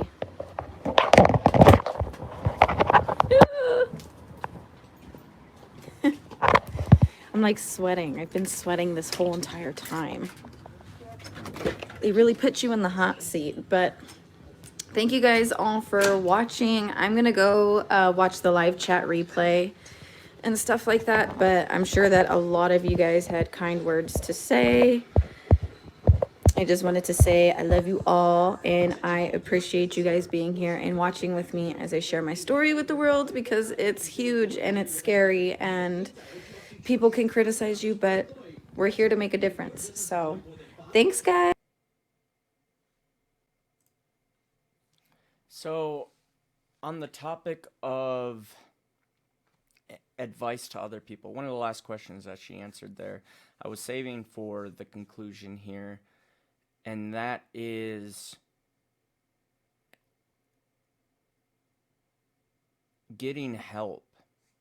You know, and not just for guys, like, this applies to females as well. You know, I think Larissa is fully aware of that as well. You know, you have to work on yourself. I don't necessarily, on my own accord, agree with the comment about jumping into relationships after high school and whatnot, but I do agree with the sentiment of it that there are a lot of people that jump quickly into relationships. And what I say to that is take your time, get to know somebody. Get to know the person that you want to marry if that's where you're going with it, like the people that jump into marriage and whatnot. But truly work on yourself. And there's no point where you are quote unquote healed, in my opinion. When I look at these scenarios, when I look at my own scenarios with any therapy or any progress that I'm trying to make on my own mental health, I don't see a point where I'm just healed. I see continuous progress throughout life. Continuous working on acceptance of what I've been through and working on whatever issues that I have. So the reason why I stress that is because the way I'm seeing it is if you see yourself to be healed, then you think the work stops there. And if that's not you, then that's great. But the work really never stops. It's an everyday battle. It's an everyday paying attention to how you're thinking, how you're treating people, how you're acting, all these kind of things. And it's a journey. It really is. And I definitely encourage anybody who's struggling to go seek help. Speak to a therapist, speak to a counselor. Find somebody that works for you. And just because you find a therapist doesn't mean, you might go and you be like, well, this doesn't seem to be working for me. It's probably because you don't have somebody that you click with, somebody that is of what you're looking for. I've been through several different ones, and I've had one or two really good ones. And it just depends on your chemistry with your therapist, and it depends on what you're looking for, what your particular issues are. So I definitely encourage people to seek help. I definitely encourage people to work on themselves. And if it doesn't work the first time, try somebody else. But committing to the process is the biggest part. And then as far as relationships go, I think there's a happy medium. There's nuance to everybody's scenario, but I think you need to be in at least a decent enough spot where you're not volatile. You need to have accepted that you have problems and you need to be working on them. Because you can't get into a relationship expecting the other person to fix you. I myself have the problem of trying to help too much, trying to be the fixer. I think that's why I've gotten myself in some relationships in the past where I wanted to fix people. Not because they weren't good enough for me, but because I wanted to be some sort of hero. Or knight in shining armor, whatever complex you want to come up with. But yeah, I guess that's where I would expand on that. The rest of it, I don't really have an overall conclusion to this. I kind of said my thoughts throughout it in this one. But I do want to check out the final cut of the interview. So that's what we're going to do next here. And that's what we will close out with, is checking out the final cut. And I'll give you a few thoughts on that, as well as reading some of the comments that come up. So... My boyfriend hit me, so I called the police and he used my baby as a human shield. Me and my son's father actually met when I was 18 and he was 22. The very beginning of the relationship was fun. I definitely fell in love fast. The first red flag I saw was a couple months after we had met. I was cleaning his room when he came in from work upset and pushed me into his laundry basket. He would actually start with verbal abuse. Then he would hair pull so he could throw me to the floor.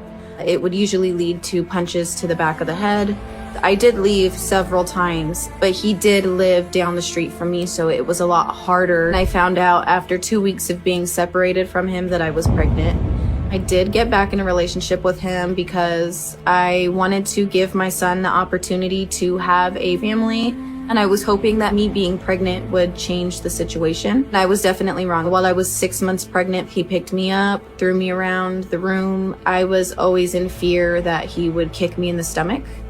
We brought my son into the world. My son has actually witnessed a ton of stuff. He ripped me on the bed, pulls me by my hair, and my son was right next to us, and my ex took his hand and one hard punch into my side, into my rib cage. I heard the bone break. So what led up to the body cam footage, we had actually taken my son to a birthday party. He ended up getting extremely drunk, extremely belligerent. He ended up grabbing my son and trying to drive off. Luckily, his friends stopped him. I hopped in the vehicle with my son. We ended up back at the apartment. He ended up coming into the room. He grabs his torch and he tries to burn me with the torch. And I pushed the torch away and he ended up swinging me around. I hit the back of my head on a metal pole. I run down the stairs and I try to hide as I'm calling 911. I end up trying to run for the front door. He caught me in the hallway and I started screaming. He hit me, busted my nose. I fell to the floor. He ended up getting on top of me and telling me to shut up and began suffocating me. The only thought that was going through my head was, my son is gonna be an orphan. The cops got there as I was fading out. He gets up, runs to the room with the little energy that I have. I unlocked the door for the police. They pulled me out of the house. They went to go retrieve my son. He ran into the room and he grabbed my son. My son was at the time about 3 or 4 years old. There was guns drawn in his face, and he used our son as a human shield.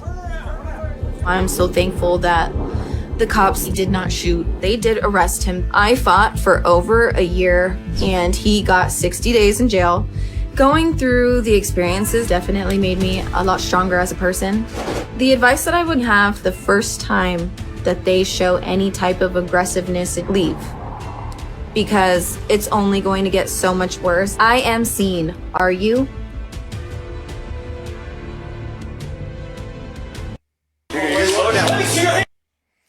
So the video will obviously keep playing. That's just how Instagram works on my computer. But you can definitely tell it was cut and pieced together.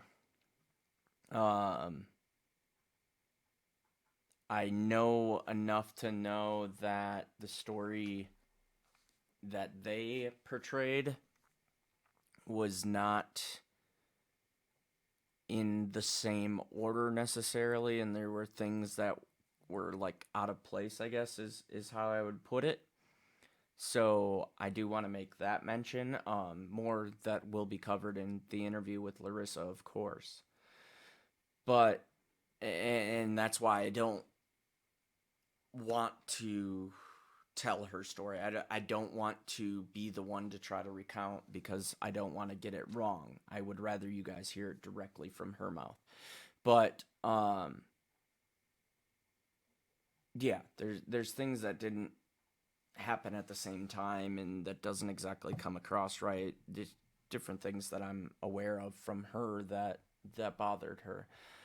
Basically what they say in the caption is, my ex used my son as a human shield. She endured, that's the title from Scene Stories. She endured a violent relationship with her ex. When Larissa fell pregnant, she thought he'd change, but he didn't. Obviously my thought on that is no surprise there. Often, pregnancy doesn't fix it, it only makes it worse.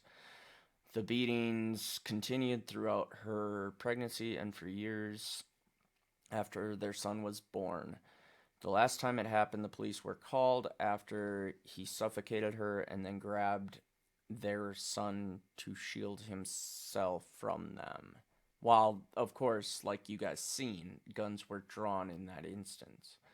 They hashtag it with some things and tagged Larissa. And then, of course, she said, thank you for sharing the story, which, I mean, whether or not it was told correctly, obviously, on a public front, I mean, you're still thankful for them sharing it, of course. But there's definitely, yeah. I mean, it's the same reason why I don't want to recount her story for her, is because I would much rather you hear it from her exactly how it happened. Just 60 days, that comments in reference to the 60 days in jail that he received, which I remember because I am amazed that he only got 60 days. That's pathetic. And really, from what I recall, that's because she was afraid to testify. Obviously, don't take my word for it. In the interview, we'll address that, I'm sure. But I do completely understand being afraid to testify. This person being nice, praying for your continued strength for you and your son. Now, there's a reason why I'm reading these comments. They're not all positive. You are really not okay to be with him for so many years. I don't understand, honestly. I really don't. And this is pre-addressing. You know, I read comments like this because I want people to see how stupid they look when they comment on something like this. And then go, oh, well, you're just an idiot. What? He said, I still stand with the fact that no matter what, I will not stay with a toxic man. Never. You must have seen the signs somewhere, somehow, that he's a psycho. There's no excuse for staying with a toxic man or woman when you see the signs. Back off. Okay. Anybody who has that logic, I'll simply say this.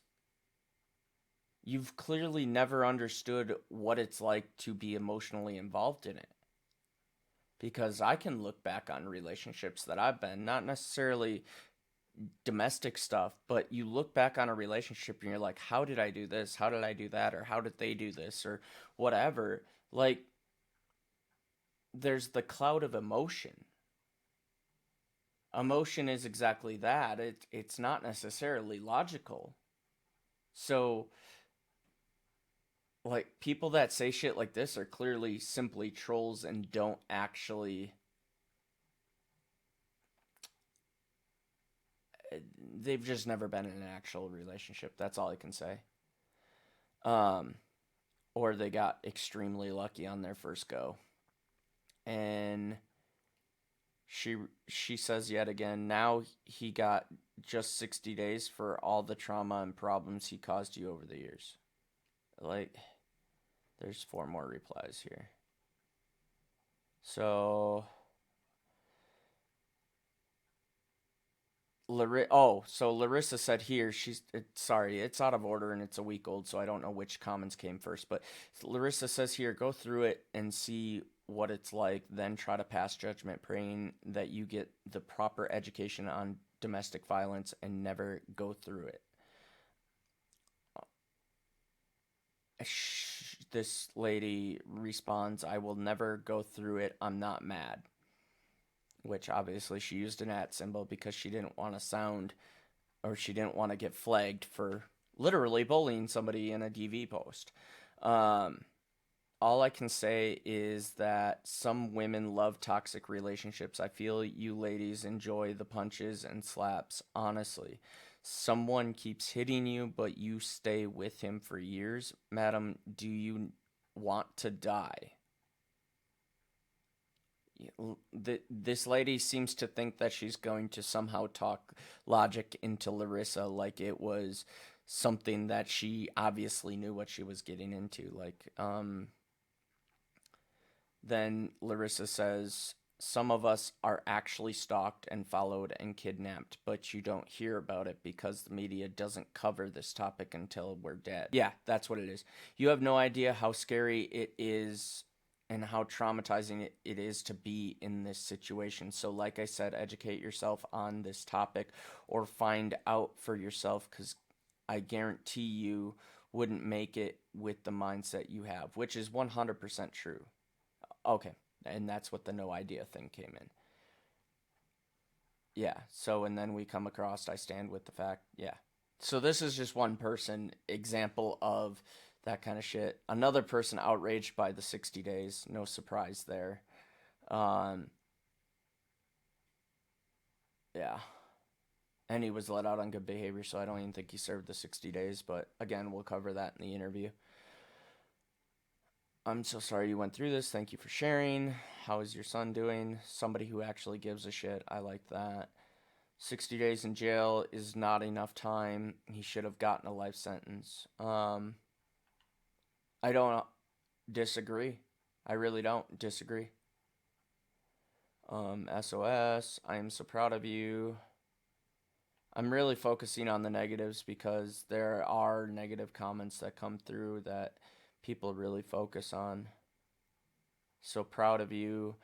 So yeah, I guess that's what I had pop up there, but it's people like this lady that not that one, that just amaze me, man. They absolutely fucking amaze me. How you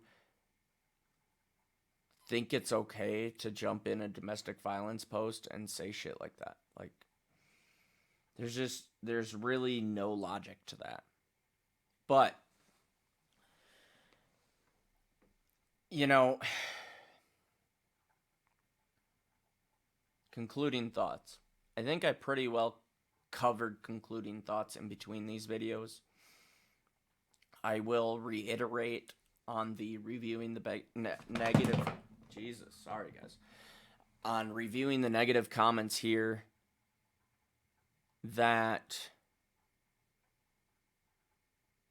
I'm not going to tolerate negative comments on this video. Any negativity towards Larissa whatsoever, or anything taking away from sharing Larissa's story and her experience with domestic violence, will be censored and deleted. Period. No comments, no nothing. I just won't tolerate it. So, positive comments, welcome 1,000%. So, I really appreciate y'all watching this. Make sure you go check out Larissa Slxughter. That is her channel. And I will have it down below as well.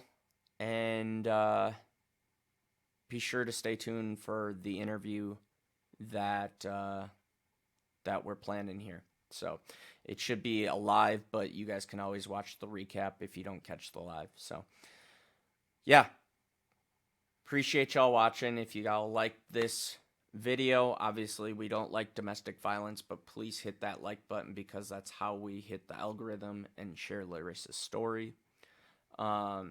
Please check out Larissa's channel. Thank you guys for liking, commenting, sharing, subscribing. And yeah, this has been your boy Wisco Madman. I'll catch y'all on the next one. Peace.